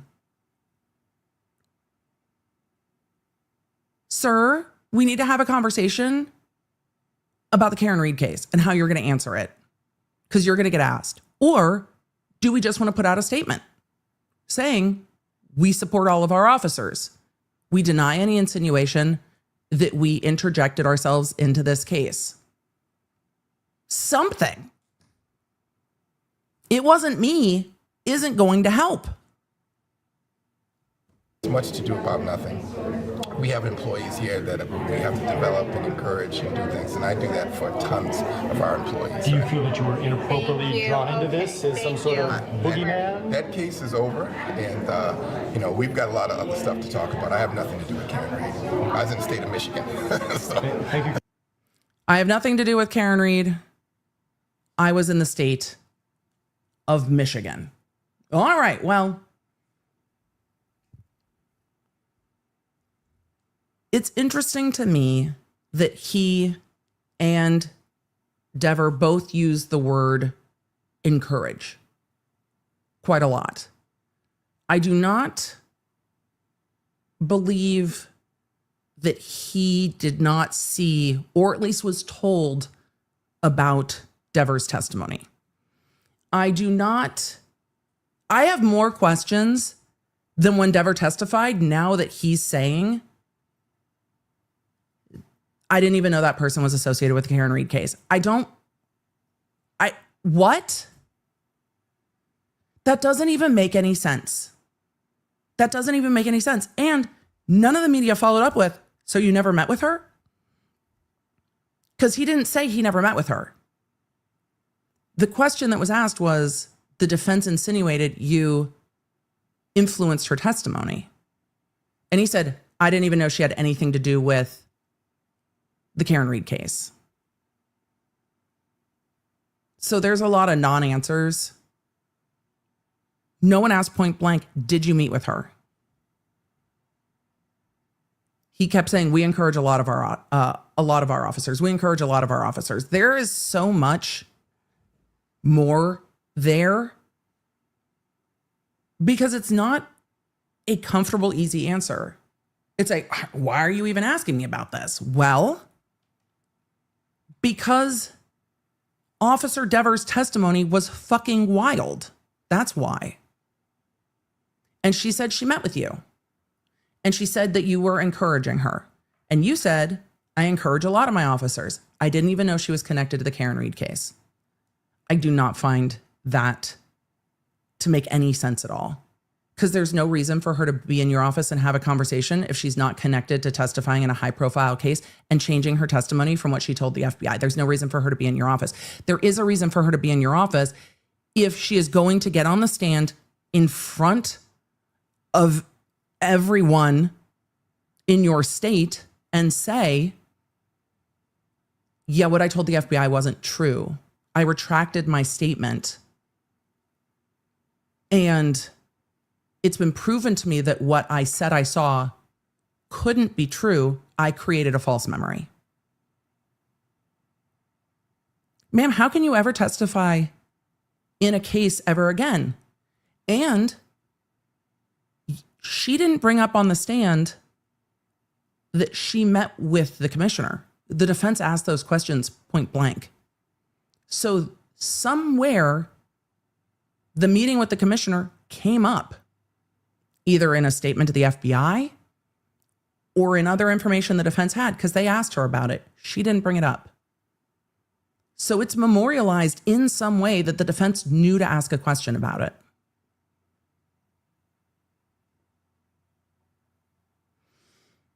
Knowing that most of the defense information came from an interview with her and from interviews with the FBI, it came from somewhere. I don't think she's able to testify in any other cases. I think her testimony in this case has blown up her career. And she said, I'm here to do the right thing. That had to be a created memory. A defense attorney coming into a case is going to be like, well, how do I know you didn't create the memory when you created this police report? And I imagine a jury in Massachusetts sitting there with her testifying, isn't it true that you gave a statement to the FBI and then recanted the statement and then said it's because you created the memory, you invented a memory? How can a jury trust you? How can a jury trust you? I just don't see how that's possible. And after she testified, a lot of you said, is she going to get in trouble for testifying? And I said, the trouble isn't going to come from like official action. It might, we'll see. We're going to look at that next. But she's not able to testify again. She's rendered herself unable to perform a lot of the investigative functions of a police officer, and she is young and new in her career. But she can't go do a patrol shift, because if you bring her in on a speeding ticket and the driver's like, I was going 25 and a 25, and she's like, you were going 55 and a 25. Well, did you create that memory? How did you perceive it was 55 and a 25? What did you do to memorialize it? It is going to be a problem if she ever needs to testify. And so much of what law enforcement does requires her to testify. And if you're a defense attorney and you have a case and her name is on a report, are you taking a plea deal? Or are you like, nah, run this to trial, put her on the stand, do it? Because a jury in Massachusetts that is on a different case is allowed to be aware of the Karen Reed case. And I imagine most of them would have some maybe not fond feelings. So I don't know. Community relations, maybe? I don't know if the community would want to liaise with her in a positive way. The other person who thinks that her career should see some negative impacts is attorney Alan Jackson. And this was provided to Ted Daniel. We're going to take a look at what Ted Daniel had to say. Some of you were saying, couldn't she write traffic tickets? Nah, I'd fight that ticket all day long. You were parked here. How did prove it? Prove I was parked there. No, I think it's a created memory.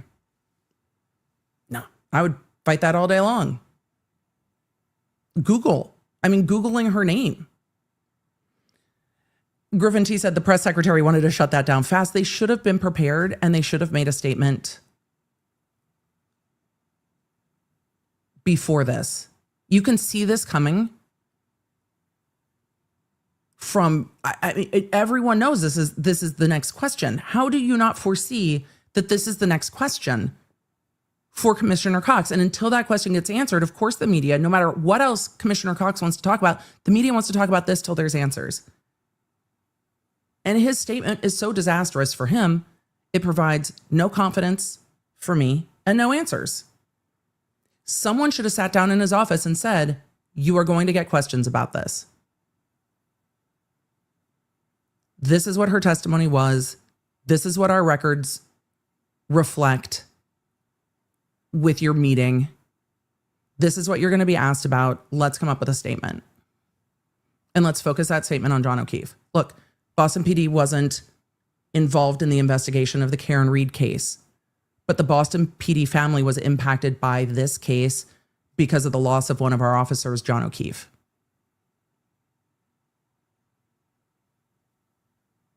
Any further comment about the Karen Reed case is inappropriate for us. One of our officers was called to testify. We support and encourage all of our officers. I have no further statement about this case. I hope that the O'Keefe family is able to begin their journey to healing.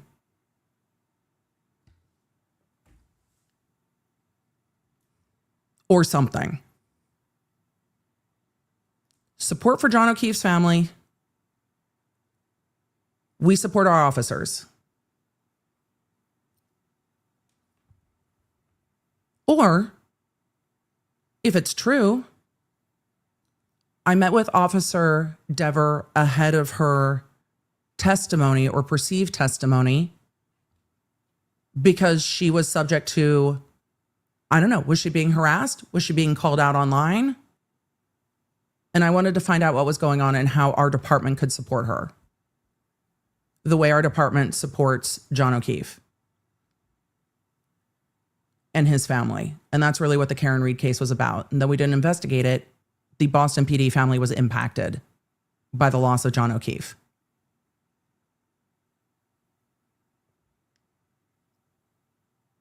Anything? Nothing? Or even, a lot of you were saying in the chat, or even, we don't discuss personnel matters. But this case, even though we didn't investigate this case, it impacted us because of the loss of John O'Keefe, who was a bright light in this department.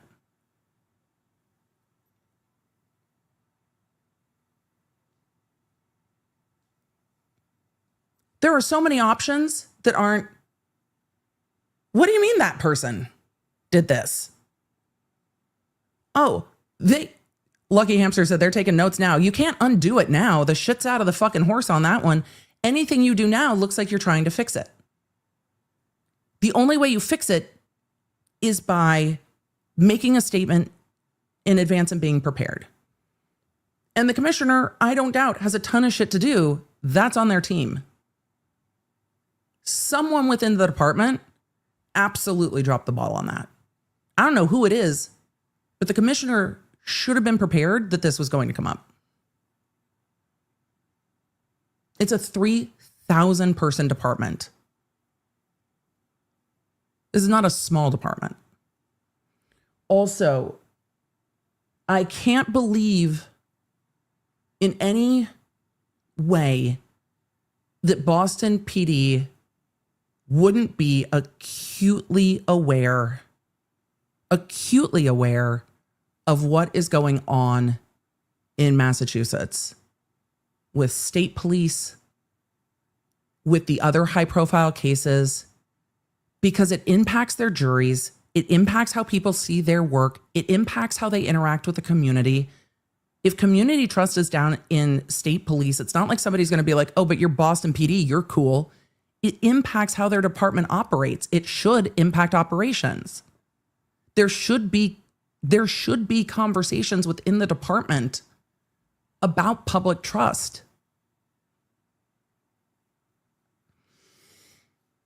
Oh, boy. So, at the end of this, Alan Jackson has a few words, and we are bringing this to us from Ted Daniel. Let me go and take our court replay down because we're not replaying at the moment. Let me try to align that so we can read it. There are so many things, and some of you hate the reader mode. Some of you love the reader mode. I'm going to have to go to the reader mode, but this is from Boston 25. 25 investigates. Reed defense demands Boston officer be placed on Brady list. We're going to go through Ted Daniel's article, and then we're going to take a look at the attached letter. It's a little hard to read, but I have to go to reader mode. For those of you that are like, Emily, what is this font? It's a setting. I will link the reader that I use, but it's a setting down in the settings down here somewhere that's called bionic reading. The weighting of the letters makes it much easier for my dyslexic brain to read. I realize for some of you, it makes your brain go, oh my God, I can see. And for some of you, it's like, what is on the screen? I get it. It makes it much, much easier for me to read. A Boston police officer who testified in Karen Reed's murder retrial is now the subject of a scathing letter from Reed's defense attorney, Alan Jackson, who is demanding she be added to Boston's Brady list for officers with credibility issues. The letter, addressed to Boston Police Commissioner Michael Cox and obtained exclusively by 25 Investigates, alleges Officer Kelly Dever's credibility is irreparably compromised. I don't disagree. Jackson's letter stems from Dever's June 2nd testimony in Karen Reed's retrial, where she stated she did not observe anything unusual in the Canton Sallyport garage. No, she said she saw something unusual, and then she saw evidence that indicated that she couldn't have seen that. Emily, what's that evidence? I don't fucking know. We don't know. Nobody told us. I don't know. What was that evidence where she learned that she couldn't have seen it? Jackson's letter highlights a conflicting account from the now closed federal investigation of the Reed matter. Jackson states that Dever previously told FBI agents that she saw ATF agent Bryan Higgins and then Canton Police Chief Ken Berkowitz in the Sallyport where Reed's Lexus had been towed for a, quote, wildly long time. In court, Dever recanted this, describing it as a distorted memory, adding at this point it would be a lie to state it. Because it was proven to her by who? It was proven to her that she couldn't have seen that. Oh, that's right. She did say it was a defense timeline. That's right. The timeline showed she couldn't have seen it. That's right. That it was publicly released. And then she's like, well, I couldn't have seen what I seen. Though she never specified exactly what time she left, did she? She said what time she got off. It's presumed that she left at that time. She didn't exactly state it. She testified that she was presented with evidence that she had concluded her overtime shift before Massachusetts State Police detectives brought Reed's Lexus to Canton. Jackson's letter asserts either Officer Dever lied about having a false memory or she actually suffers from a condition that subjects her to false memories. And if your job as law enforcement is to perceive things and then report them, and then a jury decides if somebody goes to jail, memory is an important part of it. That's why reports matter. It's also why there's body cam. He further emphasizes that Dever had articulated her observations in considerable detail, including specifics about the monitors she was viewing at the dispatch desk. The Brady list, the article goes on to say, is a critical tool for tracking law enforcement officers with a history of misconduct or credibility concerns, which can impact their ability to testify in court. Well, yes, that information has to be turned over and then they can be cross-examined about it. Jackson's demand seeks to have her permanently labeled as untruthful, a designation that could severely limit her future role in legal proceedings. I think her testimony already does that. And I think whether she's on a Brady list or not, I think prosecutors have to turn this over because she gave a statement to police and then recanted, or to other agency, FBI, and then recanted it. I think that has to get turned over to defense. Jackson's letter does not address a separate conversation that Dever testified about having with Boston police officer Michael Cox regarding her involvement in the Reed case. Dever stated Cox told her to simply tell the truth. When questioned about this alleged conversation on Thursday, Commissioner Cox denied any knowledge, stating, I have no idea what they're talking about with Karen Reed. I had nothing to do with Karen Reed. No discussion about Karen Reed. I quibble with the framing a little bit on that. He was not asked if he had a conversation with her. He was asked directly that the defense implied that he persuaded her testimony. So he wasn't questioned particularly, and this is me being picky, but he wasn't questioned particularly about, did you have a conversation with her? It was, did you modify her testimony? That's how I read it. But he also sidestepped the shit out of that question, like cha-cha slide to the side of that question. Let's take a look. It's got us out of reader mode. And take a look. Gosh darn it. The ads. I get it. I understand that running a media company is expensive, but oh my God. It makes some of the websites almost unusable. This is a little blurry for me too. I'm gonna embiggen it as much as I can. I'm gonna enlarge it as much as I can, which is apparently not much. Hold on. Let's see. Hold on. I think I should be able to make this larger. I have a hot button that is supposed to make things bigger. I don't forget which the keys are for it. Oh no, did I get rid of it? Oh no. I modified things and now I can't embiggen. Hold on.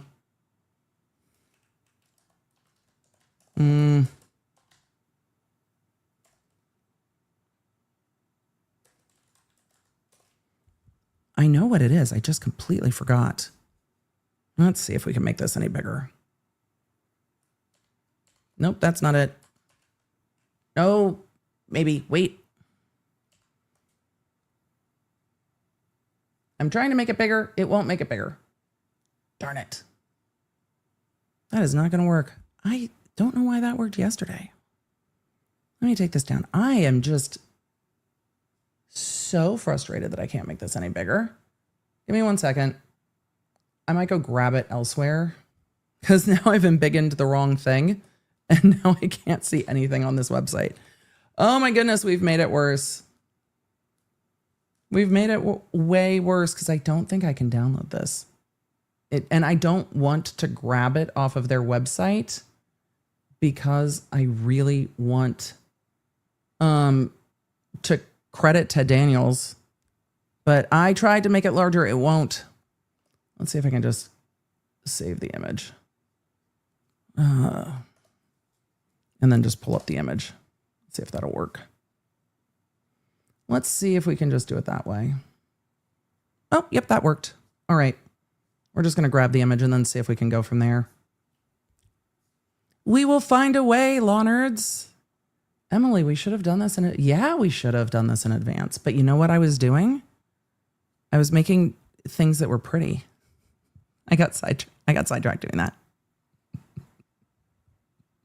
I got sidetracked. So we're going to do it this way. We're going to switch our share screen because now it doesn't want to share. Let's see if it'll share this screen. Hopefully it will. Nope. We're going to have to go with the full. There we go. All right, law nerds, one more time. It's going to be a bit blurry, but we've embiggened as large as we can. This is from July 10th from Alan Jackson's law firm to the police commissioner for Boston PD, requesting Brady Giglio disclosure for Officer Dever. Dear Commissioner Cox, pursuant to obligations established under Brady v. Maryland and Giglio v. U.S., this letter serves formal notice that a member of your department, Officer Kelly Dever, must be included in the Brady database. Hold on, I left there we go. As you are no doubt aware, is he though? As you are no doubt aware, Officer Dever was a witness called by the defense in the matter of Commonwealth versus Karen Reed, a high-profile murder case that was tried for the second time in Norfolk County in April 2025. The case received extensive national and international media coverage. Officer Dever's involvement in the case stemmed from an interview with agents from the United States Federal Bureau of Investigation. The FBI!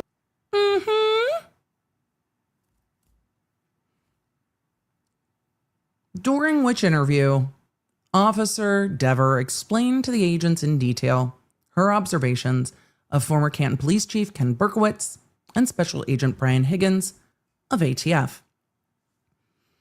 In the Sallyport garage This is now sounding like a game of Clue. In the Sallyport garage of Canton PD. She described seeing both individuals enter the Sallyport garage of Canton PD, where the SUV in question was located on January 29th, 2022. She described in indelible detail that she witnessed Berkowitz and Higgins go into the Sallyport and stay there for a, quote, wildly long time. Not weirdly, which I have said, wildly long time. And she thought it was weird that a witness on the case, Higgins, would have access to a seminal piece of evidence, the SUV, in the investigation. Did she know at that time Higgins was a witness? How did she already know that Higgins was a witness when this happened on the 29th?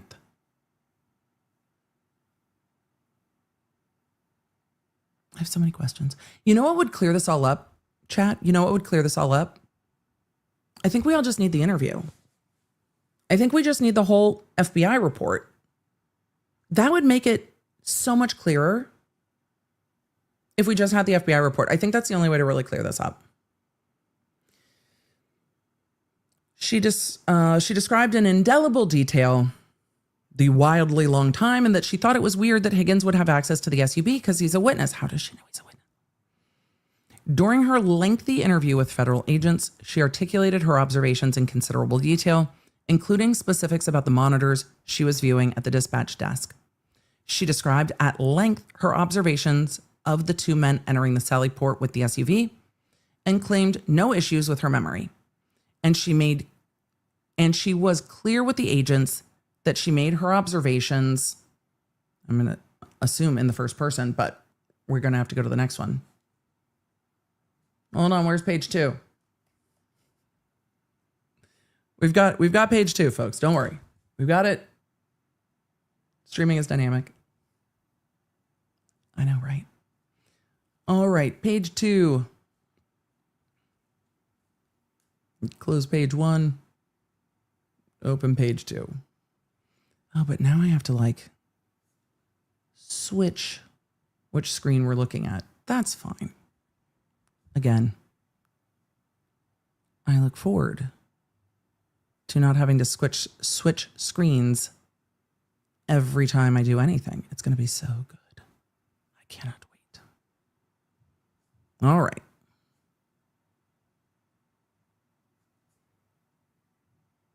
We're going to embiggen. It's going to be blurry. Page 2. Where did we leave off?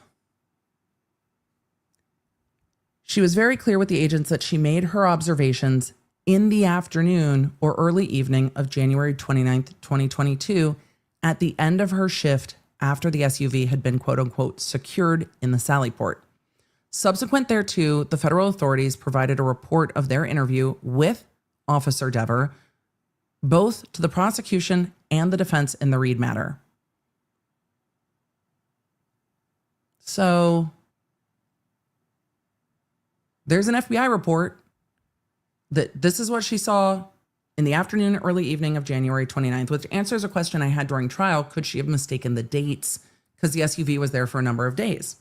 This answers that question. No. In or about April 2025, the defense issued a subpoena for Officer Dever to testify in the murder trial. And on June 2nd, 2025, she was subsequently called and sworn to testify before the jury. During her testimony under oath, she changed her statement, claiming not that she did not make the statements to federal agents, but that her observations of Berkowitz and Higgins were a quote unquote false memory. She said she created the memory. She maintained under oath throughout her testimony that the events she described to federal agents never happened, and that the memory she was recounting was false, and that the events she described did not actually occur.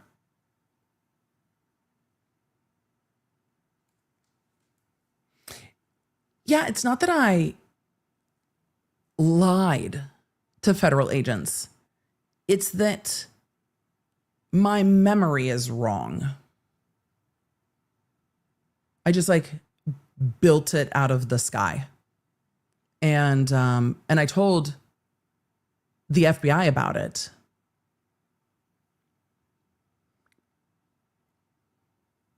in detail. And then later on went, no, that's not right. Everything I told you is incorrect. I didn't lie to you. I believed it at the time I said it, but now I believe that I'm wrong.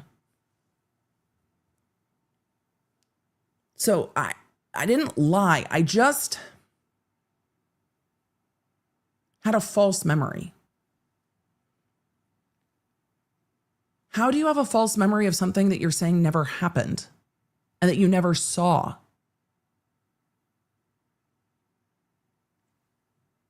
Like, can you imagine your kid trying to tell you this? No, I remembered it wrong. Okay, so was it 20 minutes instead of an hour? Like, what? Is it anchored in a memory? No, I never saw anything. Then how did you describe everything that you saw?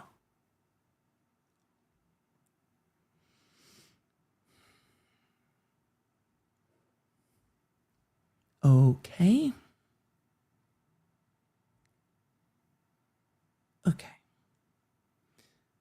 She maintained under oath and throughout her testimony that the events she described to federal agents never happened. I didn't lie about it. It's just I remembered wrong. And that the memory she was recounting was false and the events she described did not actually occur.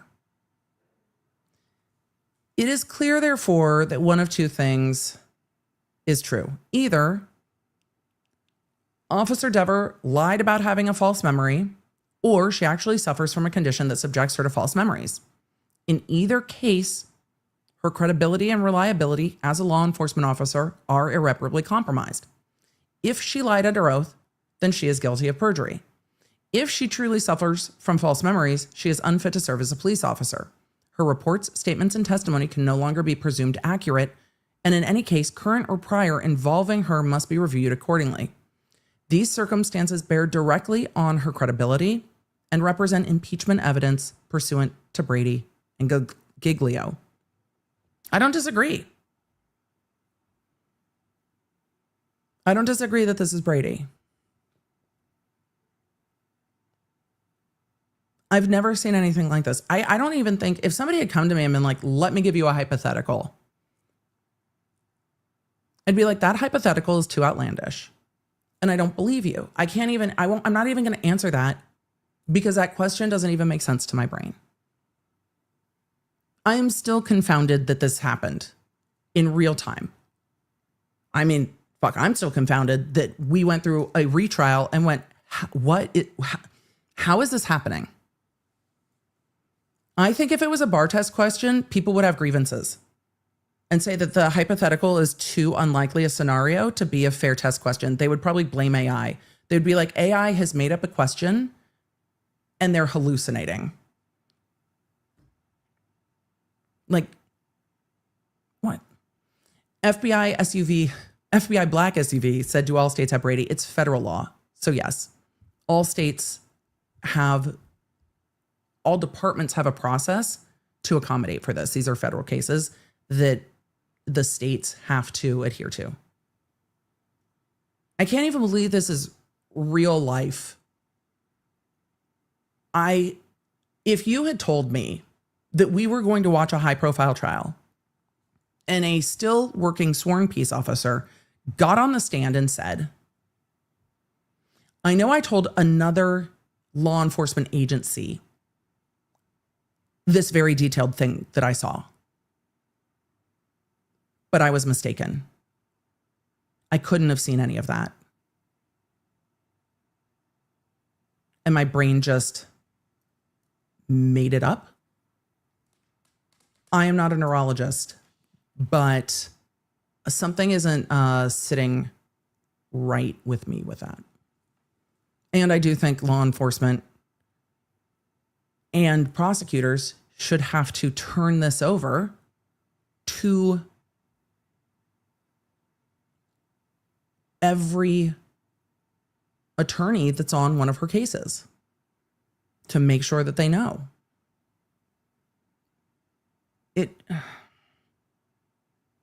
It's just so wild. Meet Virginia asked, could she have pled the fifth? Not in this circumstance. First of all, pleading the fifth goes question by question, and you have to be subject to some type of potential prosecution. And it seems that she was told that she wasn't going to have issues with perjury or anything because she was retracting a statement that she had given in an interview. And she was retracting that statement and not giving it on the stand. And she said, if I gave it on the stand, it would be a lie. What I said in that interview was true at the time, but it's not true now because now I know that I couldn't have remembered that because I couldn't have seen that. If you're still confused, it's because it doesn't make sense. And it's also different than saying, I saw Berkowitz in the office. I saw Higgins in the office. I saw people in and out of the Sally Port, but I don't remember when.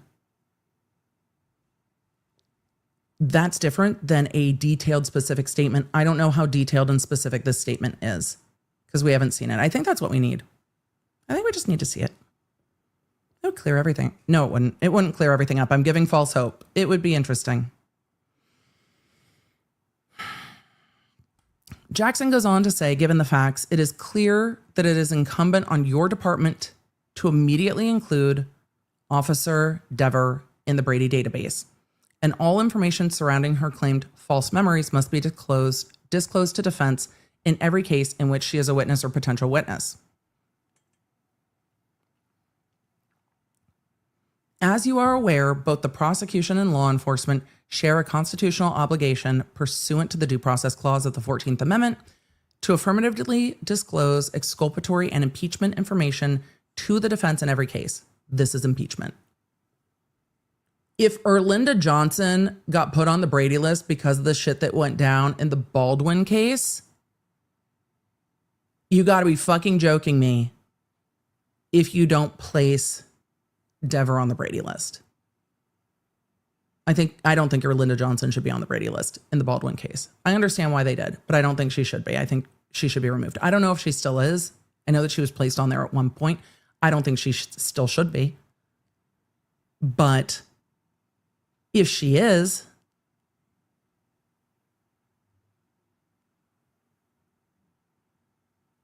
we talked about it ages ago. But yeah, we talked about it. It's anything, and most departments put in anything that could be impeachment in an abundance of caution, and then let each individual judge sort it out. Roy, prosecutors can be on the Brady list. Because Carrie Morrissey also is. So, Chris in the chat said, you know, deep down they aren't going to put her on the list. I'll tell you what I think will happen if they don't.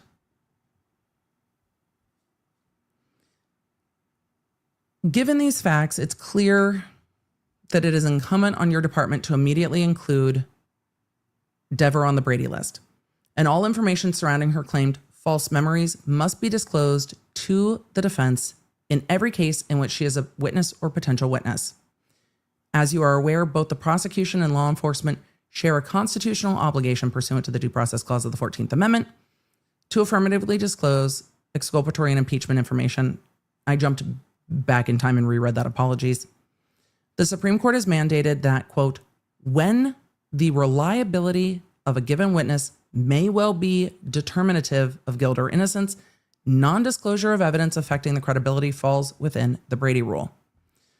Failure to disclose Dever's intentionally false testimony and or false memory condition would be a constitutional violation, subjecting both the prosecution and Boston PD to severe sanctions, the least of which is dismissal of every case she touches. Right. If it is determined that your department was on notice, which this letter formally provides, and the department does nothing to include Dever on the Brady list, and thereafter provide to the defense the exculpatory impeachment materials in its possession, the sanctions can be far more extreme. Yeah, cases just would get dismissed, among other sanctions. But this would render cases even post-prosecution dismissed. 100%. All right. Page 3 is a signature page dated on, let's see, please confirm your receipt. Oh, it was dated at the top, January 10th. So where does Officer Dever go from here? This is the last. We're just going to pull up the last page real quick. Oh, there. Please confirm your receipt. Along with confirmation that she has been placed in the Brady database. We'll see if she gets placed in the Brady database. However, she might not end up touching any cases in the future. If she is not in the Brady database, and if it is not disclosed, these are ifs, then A, the defense can bring it up prior to trial if they are aware from all of this being in the media or a noodly Google. They can bring it up and demand that information be disclosed. If the defense does not demand the disclosure or is unaware or what have you, and a case that she is a part of, that she testifies in, goes to trial, it can be dismissed for failure to disclose this. 100% can be dismissed. So they are in a difficult situation with her because I think it must be asked, or she must be added to the database, because the information of her testimony and the report, all of that should be turned over to every defense attorney in any case. There is the real possibility that there aren't any cases that she is a pending or potential witness on. That is a possibility. But even if there's a case where there's body cam, and even if it's a traffic stop, defense attorneys still have the right to this information, because if it goes to trial, she still has the right, or the defense still has the right to question her about this. And a jury has the right to decide. And a jury might say, look, it's on body cam and there's all this other evidence, and we don't necessarily trust her, but we trust the video, or we trust the other officers. That's well and good, but it has to be disclosed. She has to be able to be cross-examined about it. And it makes her a very difficult witness for any prosecutor in the future to call. It makes defense attorneys giddy. Like this type of a Brady hit is wild. So if she's not doing cases where she would ever be a witness, I think she should still be on the Brady list. It just won't ever come up. If she's doing cases where she would have to go give testimony at any level, I think that she should be on the Brady list. And I think if Boston PD wants to, unsolicited advice, but wants to go a little bit of a distance in transparency to their constituents, they should tell people what they decide to do with this. We'll see what they do. I'm not optimistic on that, but this is 100% Brady in my mind. This is one of those things where I'm like, I'm down to hear somebody else's perspective on it, but it'd be really hard for me to see it a different way. Then again, I can't imagine being a prosecutor, getting a file with this officer and just being like, oh, good. Yeah, that's everything's fine. That's going to be fine. Of course, that's fine. I can't imagine, because I don't know what is more Brady than this. CM said, you called this as it was happening on the stand. The second she said, I created a false memory, I'm like, and that is the sound of a career ending. Period. Because what's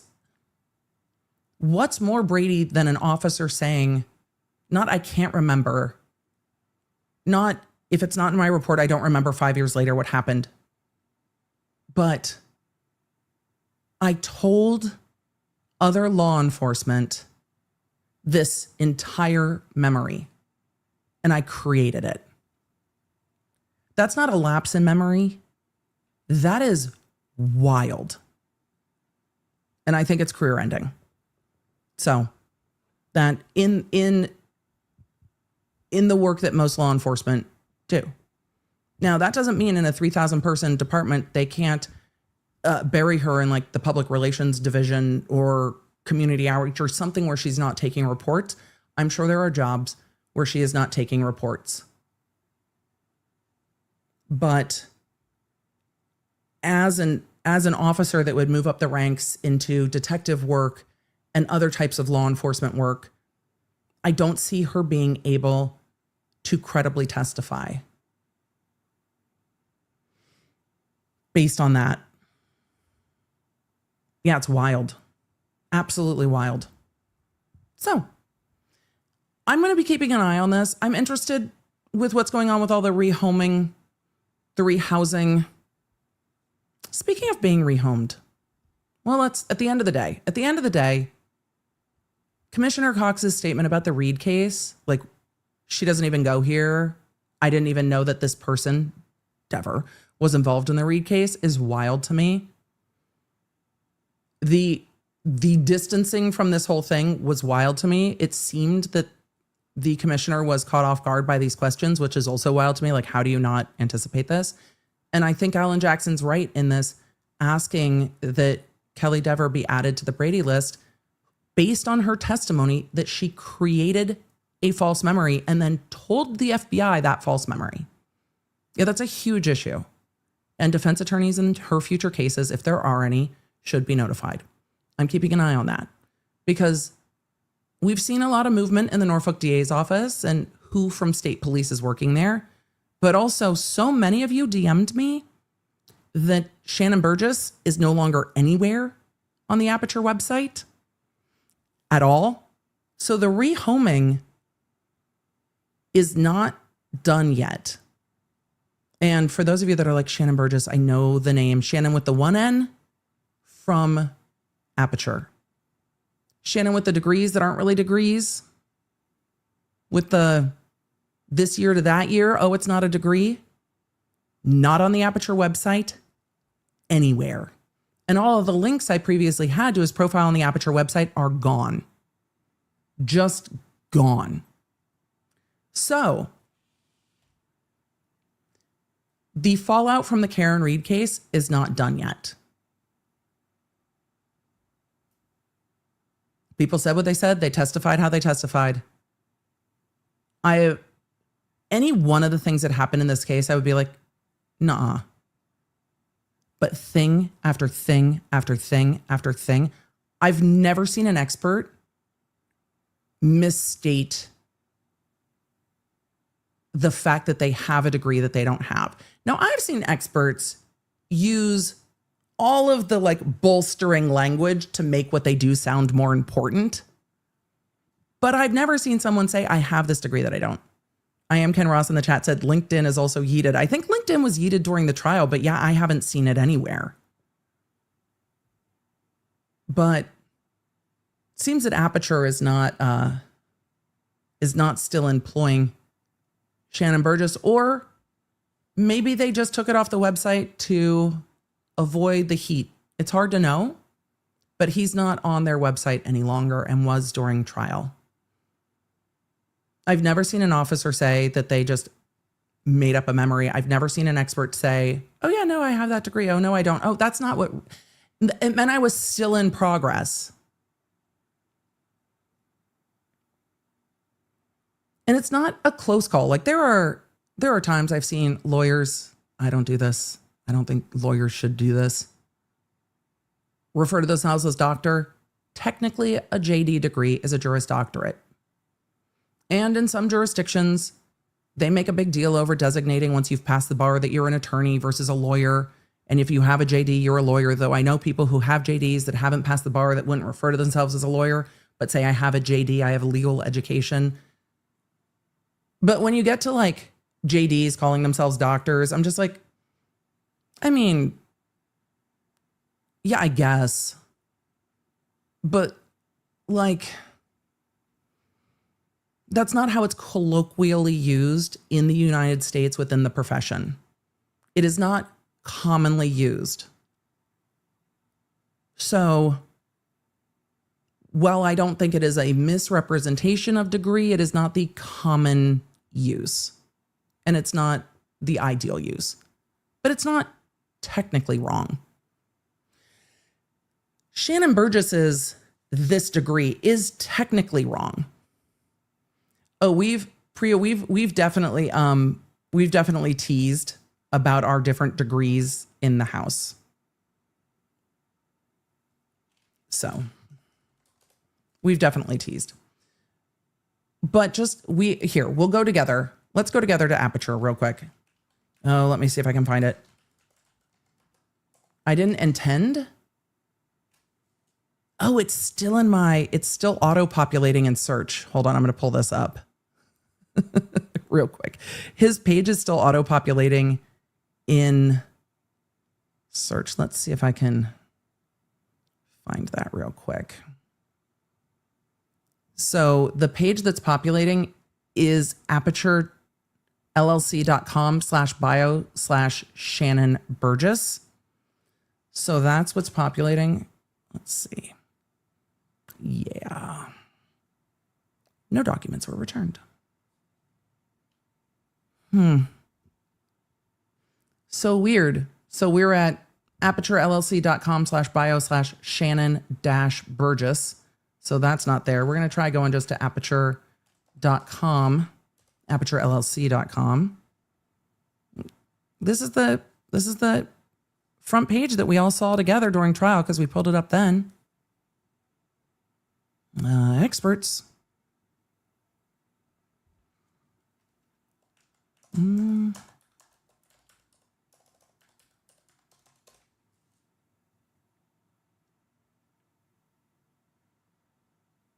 Yeah. Shanon's just not coming up in the find an expert there. And in alphabetical order, I don't know. Yeah, we're out of the B's. I don't see a Burgess. Burgess seems to be missing. I don't know if they would put out a statement about the termination, because I imagine the company has had Burgess work on other cases and they don't want that to become more of a problem. But, you know, that dude's still there. So,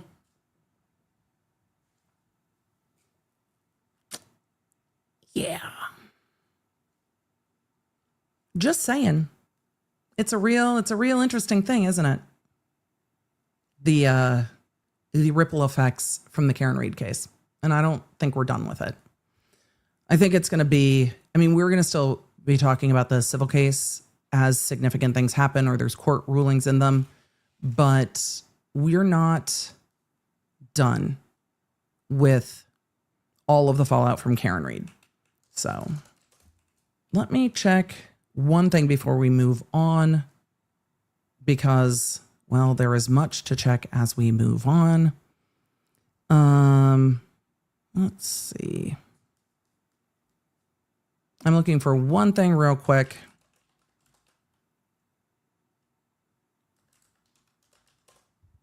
But then we are moving on to talk about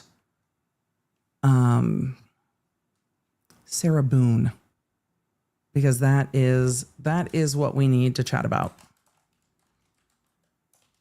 One of the reasons also, just to remind you why we don't allow breaking news in the chat, is because generally when I talk about something, we want to verify all the things we talk about.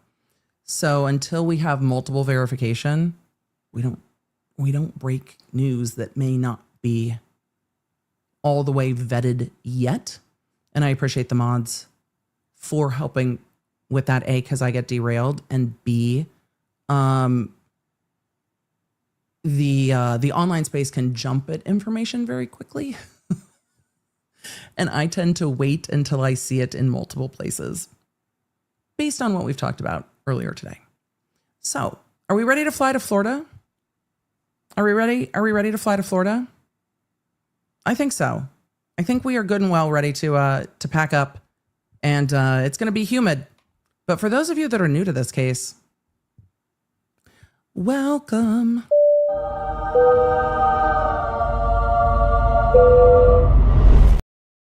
So, Florida. Hi, Florida. How you doing? Good to see you. It's humid. I mean, it's humid in Tennessee too, but not like Florida humid. It's a whole different situation. For those of you not familiar with Sarah Boone was convicted after trial of the second-degree murder of her partner, George Torres. She said that they had been playing hide and go seek, and she zipped him into a suitcase and then thought he could get out and left him there. And then the next day was like, where is he? And then she testified that she did some things on her computer and then eventually went downstairs and checked on him, and he was still in the suitcase, but no longer living. She was offered a plea deal. To the best of my memory, I think it was in the 10 to 15 years range. It was a good plea deal considering on second-degree murder, she was sentenced to life, period. When the evidence came out at trial, there were some video recordings on her phone. I suspect she, in her intoxicated state the night before, forgot that she had made those recordings, taunting him while he was in the suitcase, zipped in, telling her in heartbreaking videos that he couldn't breathe, and asking her and then begging her to be let out. And she is just mocking him. And he is, it's sad listening to him saying, please, I can't breathe. Let me out. And she's saying things like, that's my name. Don't wear it out. And so when it goes to trial, she testifies at trial. They showed her full police interview, and her whole police interview was not intentionally. She was like, I didn't do anything intentionally. I don't understand what your problem is. Like, it's not intentional. Well, it's a second-degree murder. So the law doesn't require that you intend to kill. It requires you intend to do the thing, which is zipping him in the suitcase and leaving him there. Though after seeing the video, a lot of you, and I mean a lot of you, said, I think they should have gone for first degree.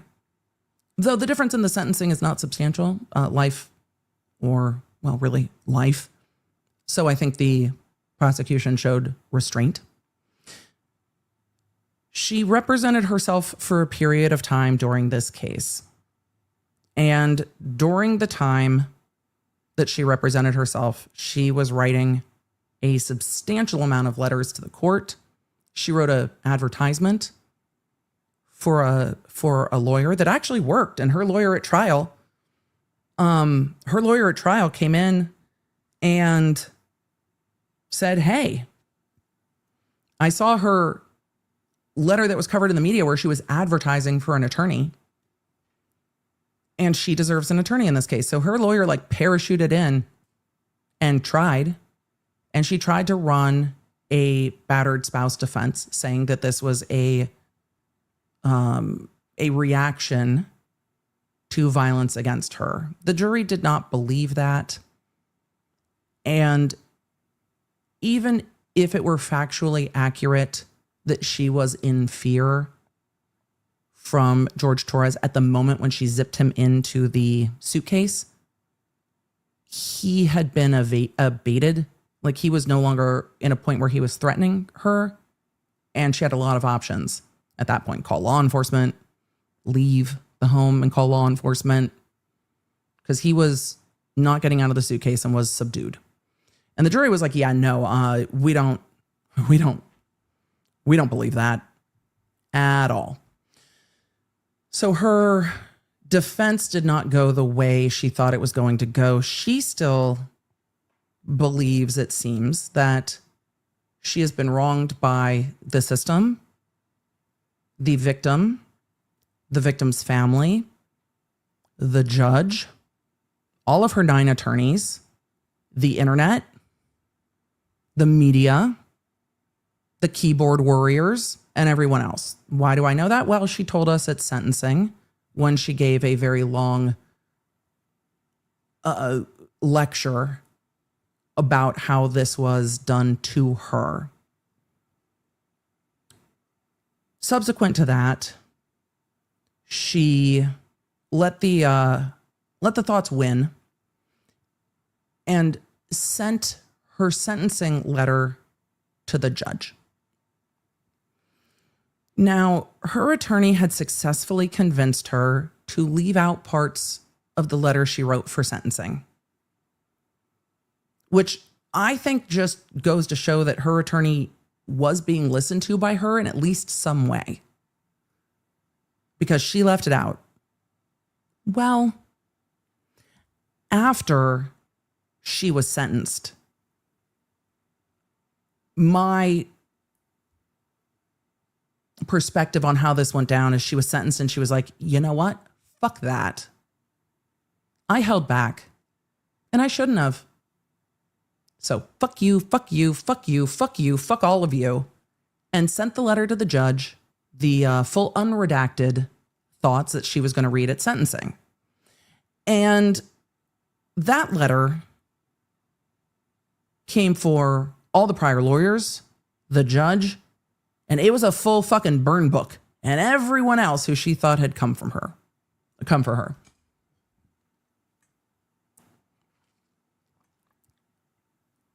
And if you want to watch her sentencing, you can. It's if you like feeling rage. Sometimes it just is the energy that you need. I understand it's in there, but it is, I think, a clear perspective on how she sees the case in society and her world within the case. So she had one of her pen pals testify at sentencing on her behalf or give a character statement. And the pen pal called in at sentencing, which I've never seen, and said that, you know, the internet has essentially the wrong perspective of Sarah Boone. I'm like, well, the internet's not the jury. The jury's what matters. It doesn't, at the end of the day, it doesn't matter in this case what the internet thinks. CEG, my statements earlier, in public figure cases, oh, Emily, that's where you're wrong. She sees herself as a public figure. No. In public figure cases with high profile individuals, celebrities, large content creators, whatever, if the jury and the internet don't see something the same way, it actually can matter. Or if the jury and public opinion is different, it can impact someone and how they move forward through the world. So if public sentiment is on someone's side and they win in court, that's great. If public sentiment is on someone's side and they lose in court, public sentiment might stay on their side. If public sentiment is against them and they win in court, it might not matter. Public sentiment might be like, okay, well, legally you won, but the law's technical and still fuck you. So the perspective that like the internet somehow interceded in this case was a bit wild to me, because people covered this case, but it's nowhere near the level of attention of like a Karen Reed case, which I wonder if that pisses her off. It might. So in her letter writing, she indicated to me that she was the type of client that was truly never happy with anything that the lawyers had to say. And if the lawyers were not, this is my perspective, but it seemed to me that if the lawyers were not telling her what she wanted to hear, that she felt they weren't doing their job. It is not the lawyer's job to tell someone what they want to hear. In fact, good lawyers tell people the hard truths and give them the optimism. The job of the lawyer is to tell you no and 16 different ways to get to no, and then to give you the worst possible outcome, and then to tell you what the other possible outcomes are. But you start with like, this is the worst possible outcome. And then here's the like probable outcomes. And like on a lark, here's our best case scenario. Not really probable, but law is weird. And I think clients need to know all the nitty gritty truth and the bad stuff too. This is how this could go really badly for you. So her attorney parachuted in this case took almost 5 years to get to trial because often of the turnover of the lawyers. And the turnover of the lawyers seems to be a issue with the client, not the lawyers. So today, we are going to take a look at Sarah Boone's latest letter and disagreement. Sarah Boone has been sentenced to life, period. Her appeal has not been filed yet. The attorney that parachuted in is not the attorney for appeal. She has been appointed appellate counsel, and she is now on the second, I think, appointed appellate counsel, and she has wrote to the court. So when we take a look at this letter, there's a lot of context. For those of you that haven't watched this case, I have a mega comp video of it. If you want to watch the trial, I've gone over some of the letters. I have not gone over every letter she wrote to the court. I did go over the sentencing, and then I went over the unredacted sentencing letter. So that's all in the Sarah Boone playlist. But today, Sarah Boone is displeased with her lawyer again. Nabus in the chat said, did she write to the right court? Well, she complained to the trial judge. And I liked the trial judge quite a lot, that there were times where the trial judge was like, let's ride. Can everybody stay an extra hour? I'm like, no. I can't. What do you mean we're just riding for like another hour? And the judge is like, let's go. Like the judge's dedication to getting this trial done was unmatched dedication. I will also let you know, I cannot do this today, but I do have all the trial transcripts in this case. So once I have a chance to mark them up, we might go through some of the sidebars.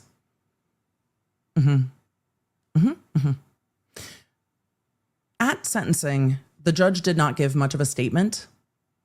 I think the judge went full like, I'm not giving you any more energy because anything's going to be a mess. And I think he read that situation properly. But it was still a little dissatisfying because I was like, Judge K, do it. And Judge K is like, life, get out of my courtroom. He didn't even say that. He was just like, on this charge, I sentenced the defendant to life.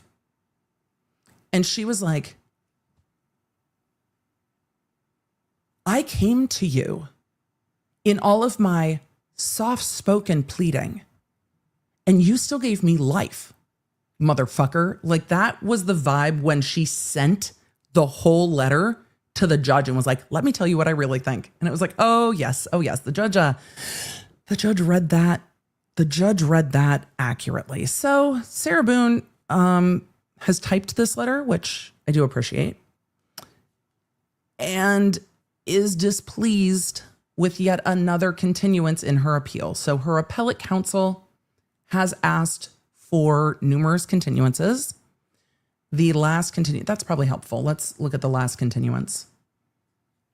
The last continuance was just filed on, July 1st. So she has filed her notice of appeal, and then she through attorney has filed her notice of appeal. And then they just filed the appeal record, so the transcripts and the indexes and stuff. So that just got done. So the appellate counsel filed on July 1st said the motion for extension of time, or this is the order, sorry, not the filing. The motion for extension of time is granted. The appellant shall serve the initial brief within 60 days from the date of this order. So 60 days from July 1st. I think this is the third extension. It's not uncommon. Also, Sarah Boone is serving life, period. There are no glaring appellate issues. One of the big appellate issues Sarah Boone wishes to raise, based on what her attorney said when he filed the notice of appeal, is that she was forced to represent herself.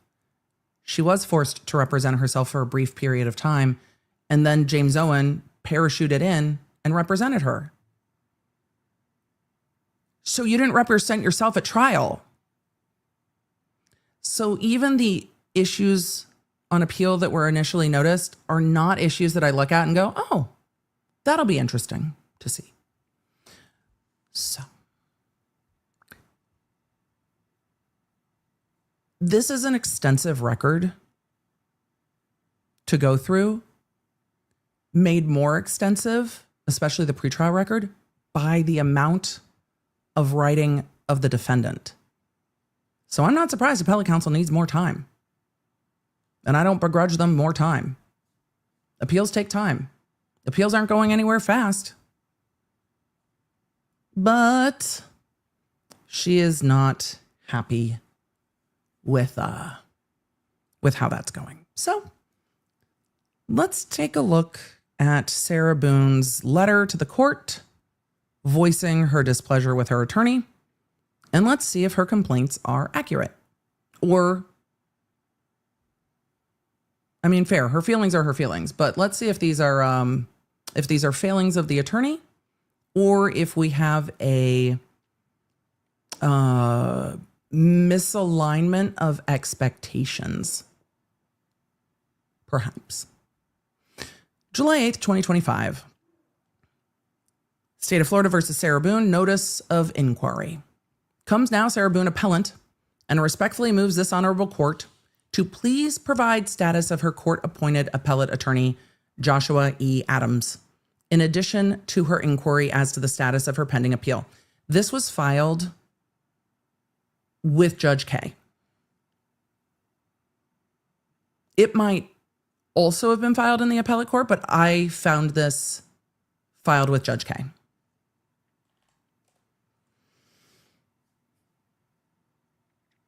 In support, the appellant states the following. An order was filed with the 9th Judicial Circuit by the Circuit Court, Judge K, appointing appellate counsel on December 18th, 2024.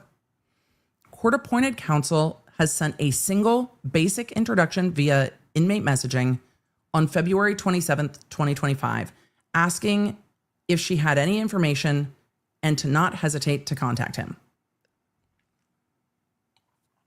Appellant has attempted to contact Mr. Adams via inmate messaging 5 times, which actually for her is not a lot, since February, and sent 2 handwritten letters to his office in efforts to receive status of her appeal, and to confirm receipt of her correspondence to ensure his representation was and still is active, from no response from him.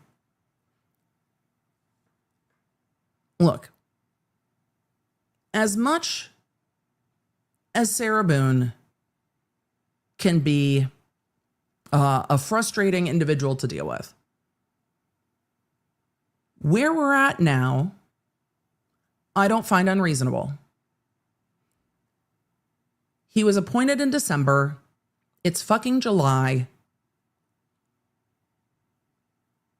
Your lawyer should tell you this is what's happening. This is the steps it's not hard. These are the steps I have to go through. And this is what's coming next. So I saw the comment. I wish we had Emily's commentary for this case. We do. It's on the playlist, and there's a mega comp if you want to watch the whole trial, just the trial, where we cut out all the like lunch breaks and Q&A. It's just the trial together. So between February 27th and July, 5 times, and 2 letters is not a ton, and an update of I'm gathering all the documents on your appeal. I'm going to write the appellate brief based on the notice of appeal from your other counsel. I will notify you when your appeal is filed. This is going to take me 6 months. I don't think that's an unreasonable request. I don't. A status update. To the present date of this inquiry, appellant has not received any type of response or correspondence in any form or manner from the attorney, nor any of her 9 third-party representatives. Wait, what? Nor has any of her 9 third-party representatives on her behalf via email and phone calls, which go directly to his voicemail.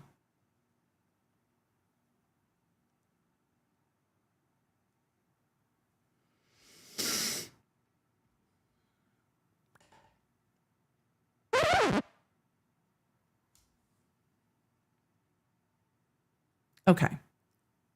So it's not 5 reach outs. If there are 9 other people trying to reach this attorney on her behalf,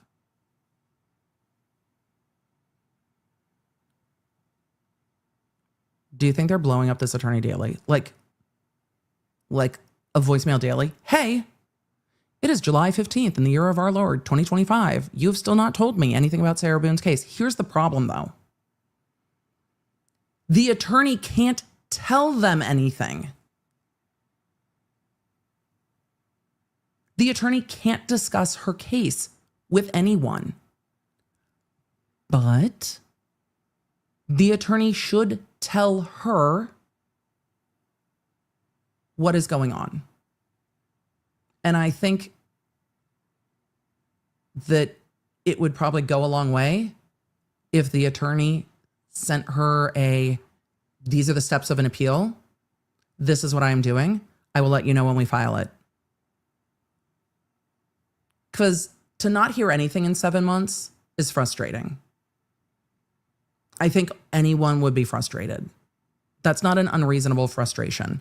Having 9 other people that this attorney can't talk to, emailing and phone calling, is not going to help.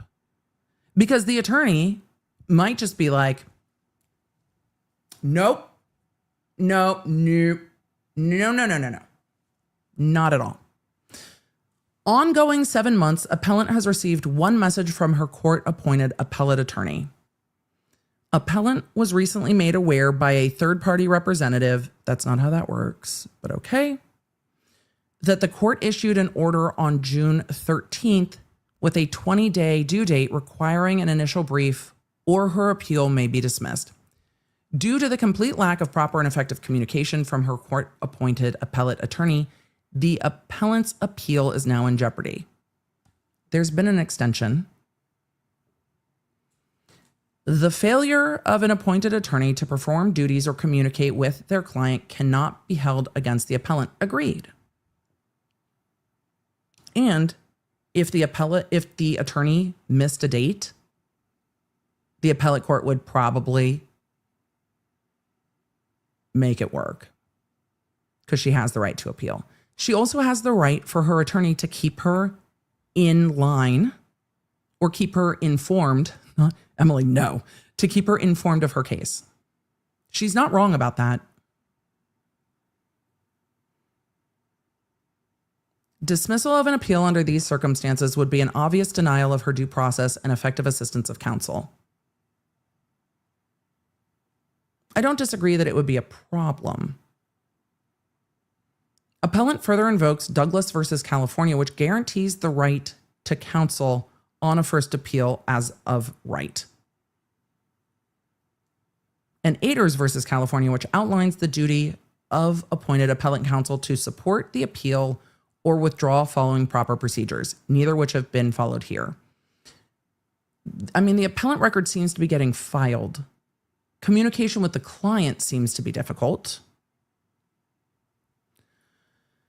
Appellant respectfully requests this court to please advise and take notice of these violations and to either compel court-appointed appellate attorney Joshua E. Adams to fulfill his legal duties and communicate immediately, or appoint new counsel capable of necessary communication and representation, and inclusion of the appellant, dated this 24th day of June, Sarah Boone, address, certified, mailed to the court.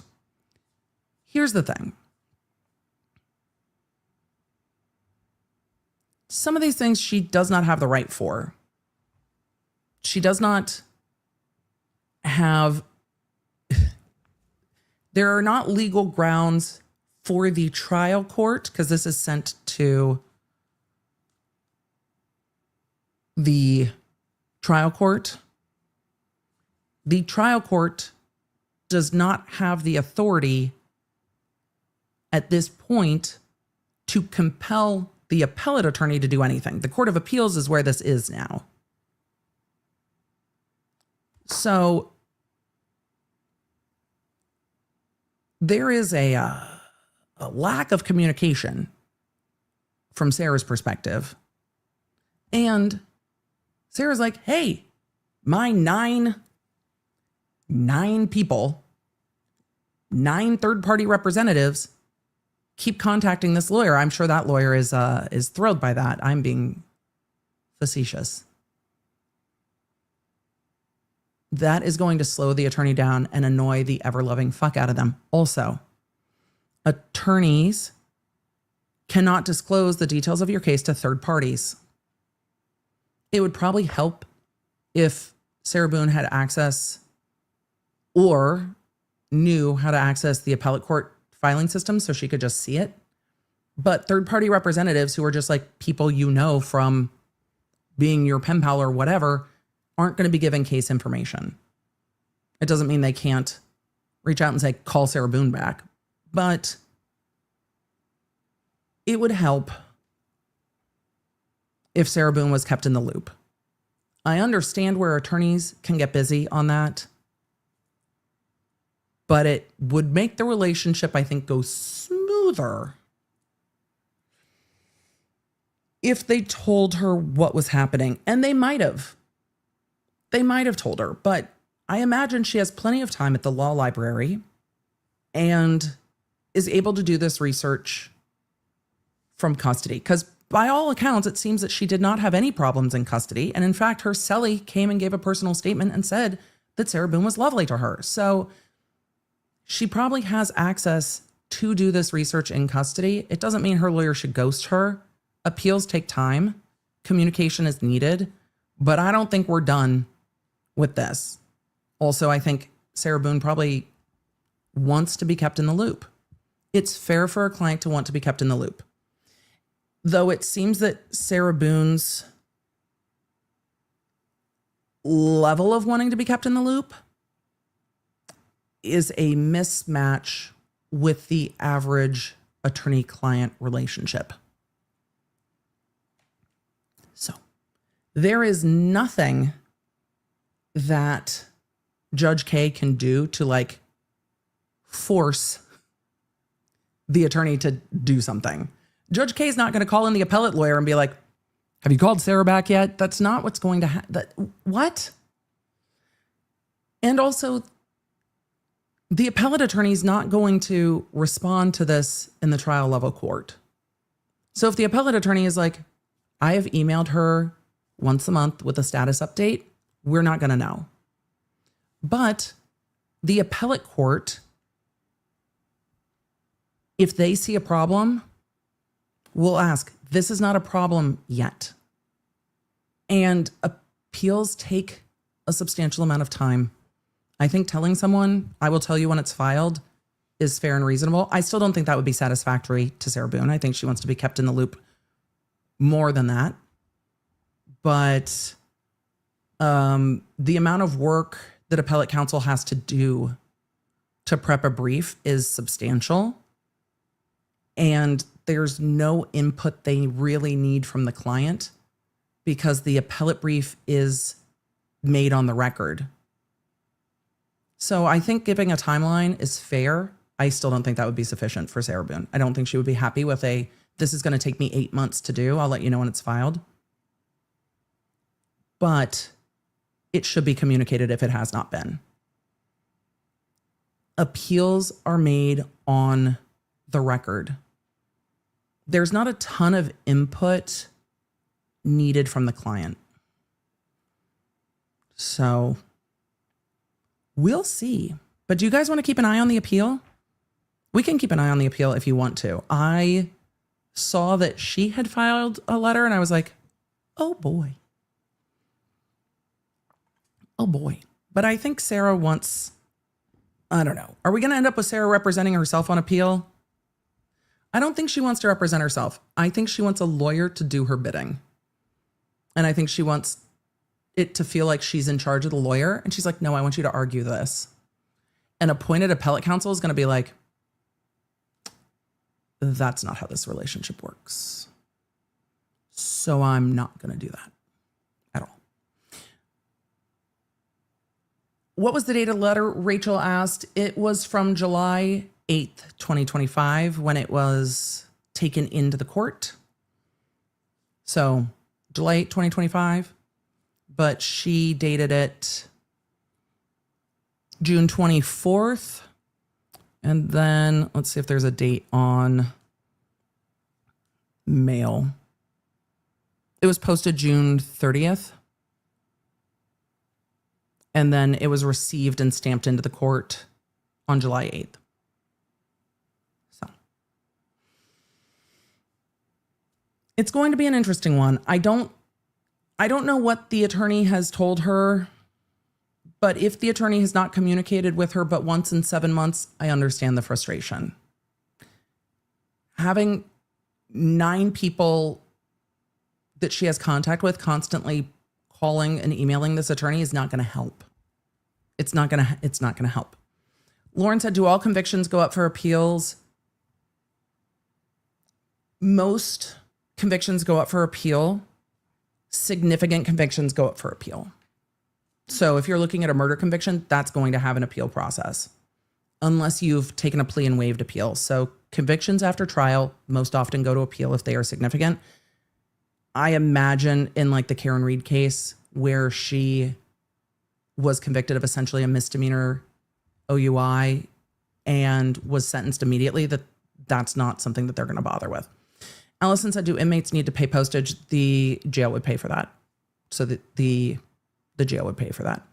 I didn't see a Connecticut postmark.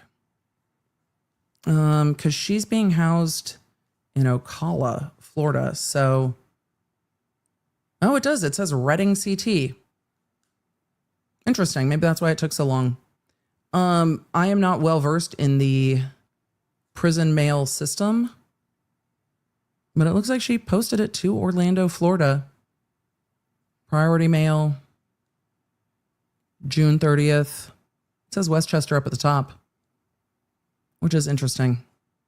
I don't know why it would route through, but again, jail mail.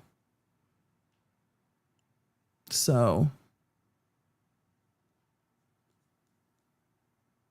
this is the envelope that I would have expected to see stamped instead of the expedited delivery. But some of you are saying, I wonder if one of her pen pals sent it. It's possible that this was a printed out email that was sent. Absolutely possible. So and then they would have paid for it because correctional mail normally wouldn't go expedited delivery. So it's very possible that this was an email to a friend that was printed out and sent, which is fine. So with that, we're going to get to a few questions and then I am going to have to scoot because I don't want to miss the hearing, the discovery hearing. All right. Let's continue on. I will keep an eye on the appeal here. We've covered the trial. I don't see any substantial grounds for appeal. I don't see any substantial grounds for appeal. So we will continue keeping an eye on Sarah Boone. Clients do deserve to be kept in the loop. Her perception of kept in the loop versus what the lawyer has been saying to her might not match. So there might be a disconnect there. But we'll have to see. Let's get to Q&A real quick. And then we're going to have to zoom because I want to listen in on the discovery hearing. I will tell you more about that tomorrow. And then tomorrow we are going to, unless all of the world pops off, we're going to talk a little bit about Donna Adelson tomorrow. That's the plan. Plans are subject to change.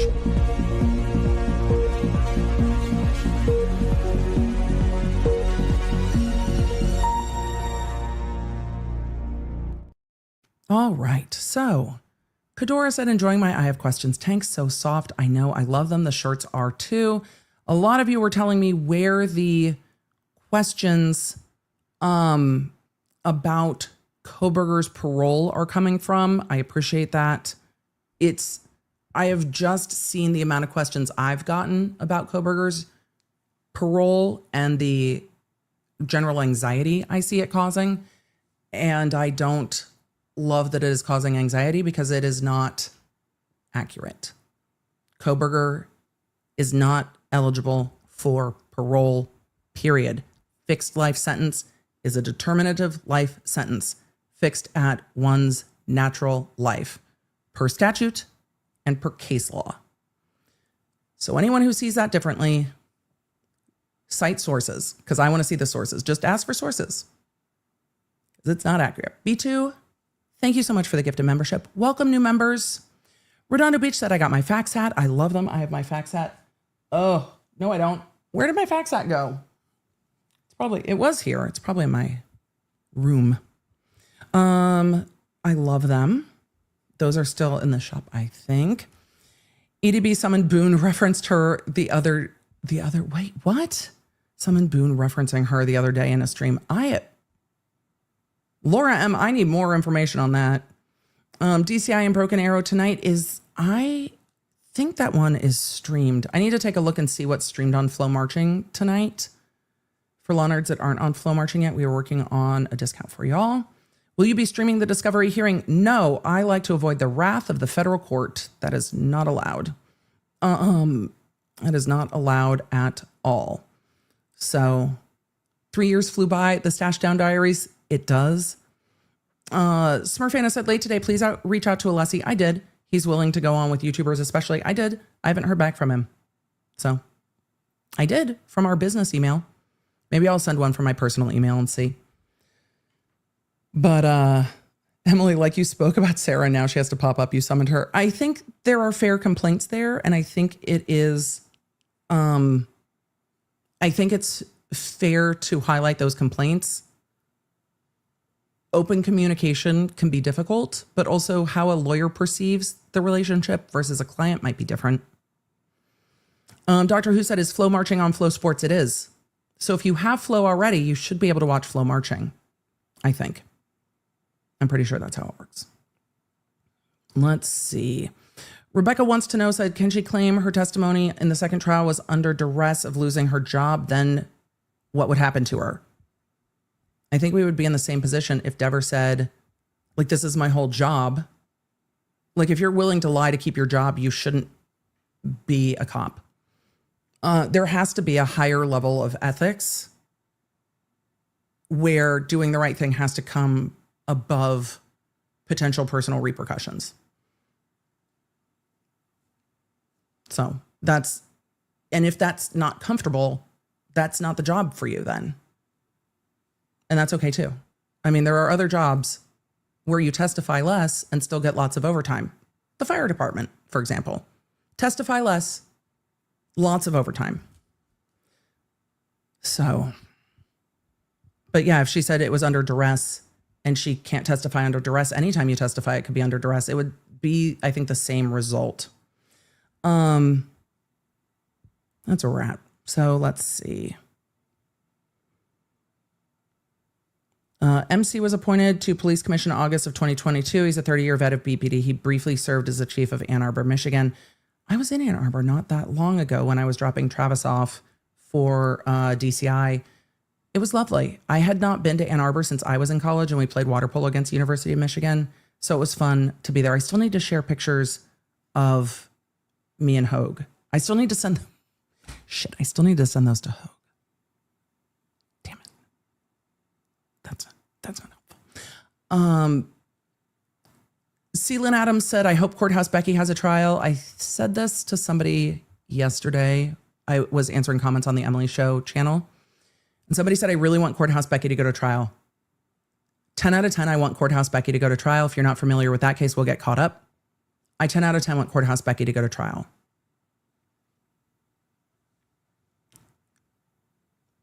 However,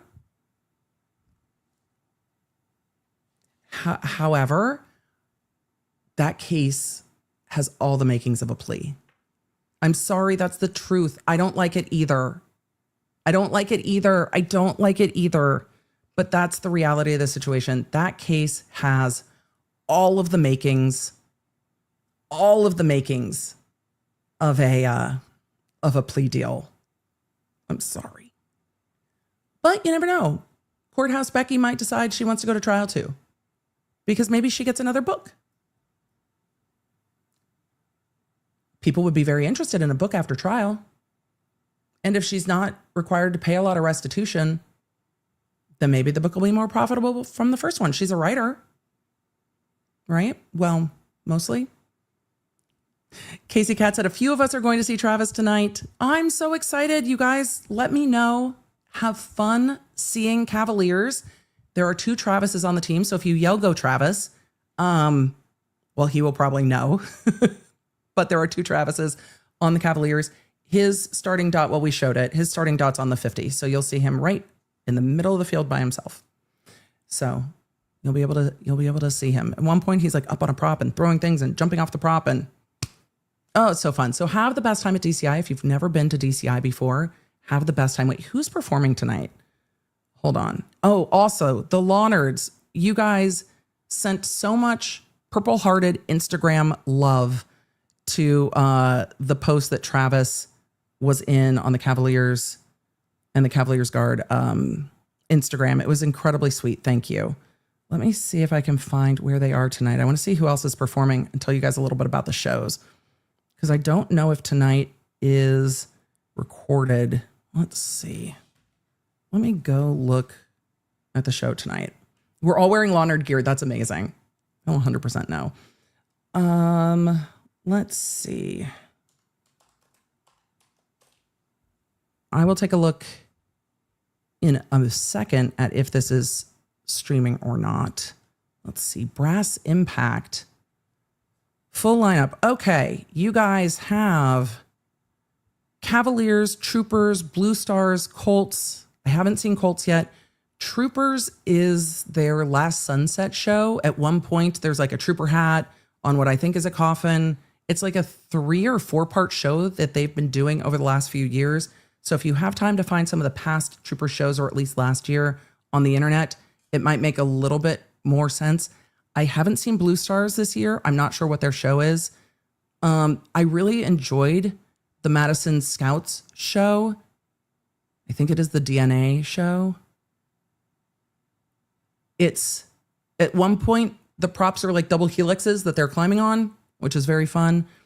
And then the Cavaliers show is Shapeshift, and it's all about, well, shapeshifting.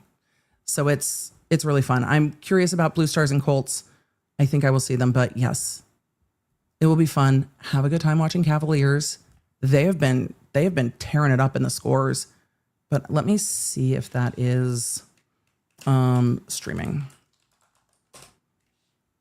Let's see. You guys, I know some of you were like, Emily, I can't make people answer emails. I also don't pester people about things. I reach out from our work email.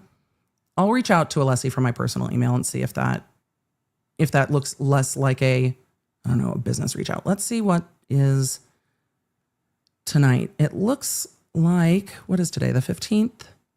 That they are streaming DCI Broken Arrow tonight in Oklahoma, which is not the Kansas show.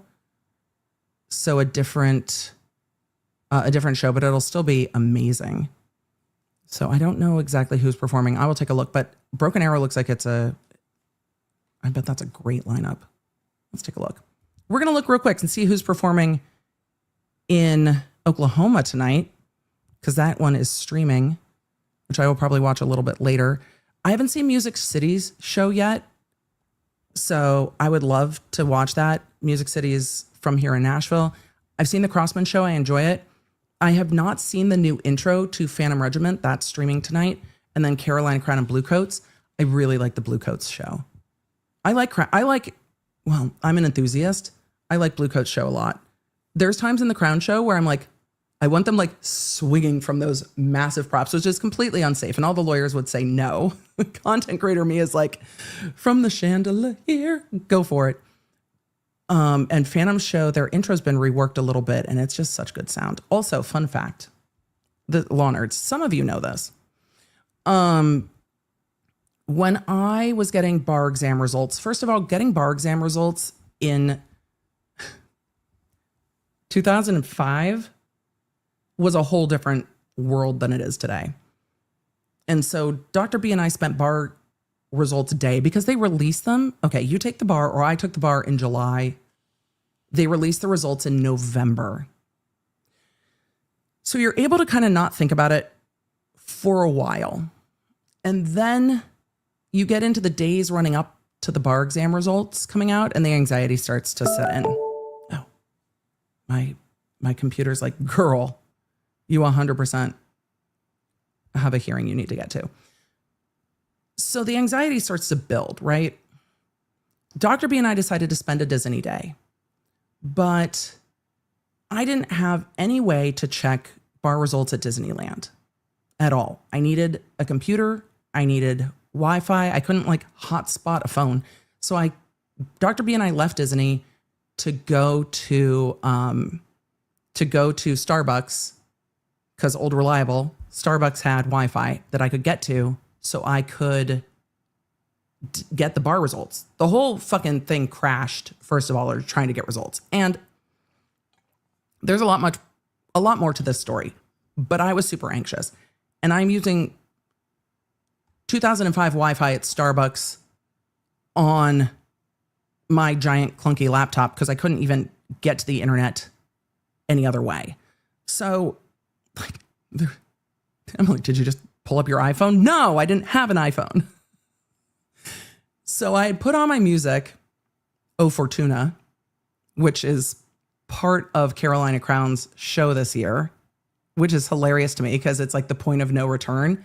And every time I hear O Fortuna, it reminds me of getting my bar exam results, because literally that was the soundtrack in my brain as I was getting my bar exam results. So I am trying to get on to the bar website, and it's crashing because everyone's trying to get onto the bar website. And my AIM is going off from different friends who are in the text thread with their results. Most of them were results that were not passes. So I was anxious and nervous. And in my ear, I'm listening to O Fortuna, which is ominous. Yes. So it's funny when Carolina Crown came out with Point of No Return, my brain first went to Phantom of the Opera. And then when I started listening to their set list, I was like, oh, interesting. Bolshevik Muppet said I play O Fortuna when my kids are having tantrums. Might as well have the appropriate dramatic soundtrack. It's so true. It was my dramatic soundtrack in my brain. And so I am trying to get onto this website and I can't breathe. And I'm already crying. Like, I'm already in tears at a Starbucks. There's more to this story. The people in Starbucks were so lovely. And I am at this point like hyperventilating. And Dr. B's like, I can't fix it. Like Dr. B, when he has tech issues, comes to me. Dr. B's like, I don't know what I can do. And so the thing about the California bar exam, and I don't know if they still do this, but what they put up, also, they got it wrong for 2 of my friends who were told they did not pass, but in fact, they did when they got their results in the mail, because they gave a disclaimer that the results that you receive online are not your official results. You have to wait till it comes out in the mail. That's not stressful at all. Why do lawyers have substance abuse issues? Well, we get abused by our profession at the beginning. Just kidding. And what it says is this name is included in the pass list, or this name is not included in the pass list. So I couldn't even read by the time I got onto the website because I was now hyperventilated and crying because I was exhausted, I was tired, and I was stressed. And then you have to wait all fucking day. Why not put the results out at 6 a.m., 6 p.m. on a Friday, the week before fucking Thanksgiving? Happy Thanksgiving. All of your family gets to ask if you have a career or not. Hey, didn't you spend $100,000 plus $1,000 to go to law school? You gonna have a job? You gonna have a job? Oh, you're not gonna have a job because if you don't pass, you're not gonna have a job, right? But your student loans are gonna be due. How much are those a month? Over $1,000? How are you gonna pay that with no job? This is awesome. Awesome. Give me the results on Friday in November, the week before Thanksgiving. Thank you. That's so fun. And then it says this name is, or this name is not on the pass list. So as O Fortuna is playing in my earbuds and I'm crying and Dr. B is like, she's broken. She's actually buffering. I'm looking at him and he's like, what does it say? I'm like, I don't know what it says. I can't read. And he's like, it says you passed. And I'm like, no, it doesn't. Because I, at that point, was like hallucinating. But he's like, no, you passed. And I'm like, no, I didn't. And he's like, no, you passed. And I'm like, I can't read. And then I just continued sobbing. And at this point, the very kind patrons at Starbucks are concerned. One of them is a lawyer and understood and then bought me like a cookie and a drink. It was like, it's going to be okay. I'm like, just take me back to Disneyland. And the baristas were like, ma'am, are you okay? And Brian's like, we just needed Wi-Fi. I'm just like, ah. And this lovely lawyer was just like, you need a cookie. You're going to be fine. The baristas at Starbucks, this is when Starbucks had real plates, not everything was in a bag, wrote congratulations in chocolate syrup on the plate. I wish I had a picture of it because it was so incredibly kind. Like everyone in that Starbucks was so incredibly kind and patient. And I was like, I am being disruptive. I am embarrassed. I am so sorry. I cannot rein in my feelings. It was so incredibly kind. I have no idea who the lovely strangers were in that Starbucks. I still don't because, well, there were no cell phones and it was just so incredibly kind. And I was so overwhelmed. And this is why people stay home and everybody's like, stay home and get the bar results. I'm like, it's gonna be fine. Lies. But it was fine because we passed. I went back to Disney. I tried to call my mother from like a payphone, though it might have been a Trio. I don't remember, but I tried to call my mom and I was crying so hard. My mom couldn't understand what I was saying. And she's like, did you pass or did you not pass? And I was like, yeah. I just kept saying yes. She's like, did you pass or did you not pass? And I'm like, yes. My mom's like, yes, it's not the right answer. So it was a whole day, but the Carolina Crown Show triggers all of the bar memories because the music is the same and most of my life is pinpointed by music. And so my response to memories through music are so much different because I don't have a lot of visual memory. So that auditory memory is important. So now every time I hear Crown's show, I'm just like, the bar. But pass the bar the first try. It is what it is. I'm glad I don't have to go through the anxiety anymore, though I think I still had like anxious night terrors where I would wake up and be like, it's not real. I still have the letter, the paper copy of the letter stored somewhere just in case somebody comes and is like, it's been 20 years. Show me your letter. Like, it's on a fucking website. But just in case. It was like when I got hired at the DA's office, I like still had my hiring letter. Remind me, members, on our members only live, remind me to share with you about the first day of training at the DA's office. Because I kept my DA letter and I got to the first day of training and I've never been so glad I kept it. I still have it because it's like, what if somebody comes to your job and is just like, we didn't really hire you. It's like, what? I swear that you did. Lawyers, we have PTSD. So I have the musical connection to the Carolina Crown Show is my bar exam results. For all of you going to Oklahoma tonight, enjoy. For all of you watching it on streaming, enjoy. I enjoy live music. I enjoy a drum line. You guys are going to have fun. For everyone who's out in Kansas, take pictures. Thank you. Tag me on social.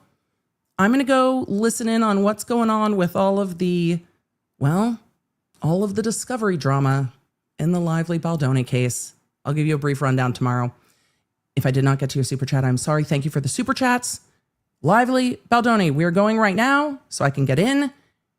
Everyone else, I will see you tomorrow. We have lots to talk about. I appreciate you. Lawnards, you're the best. Thank you for being here. Thank you for being a Lawnard.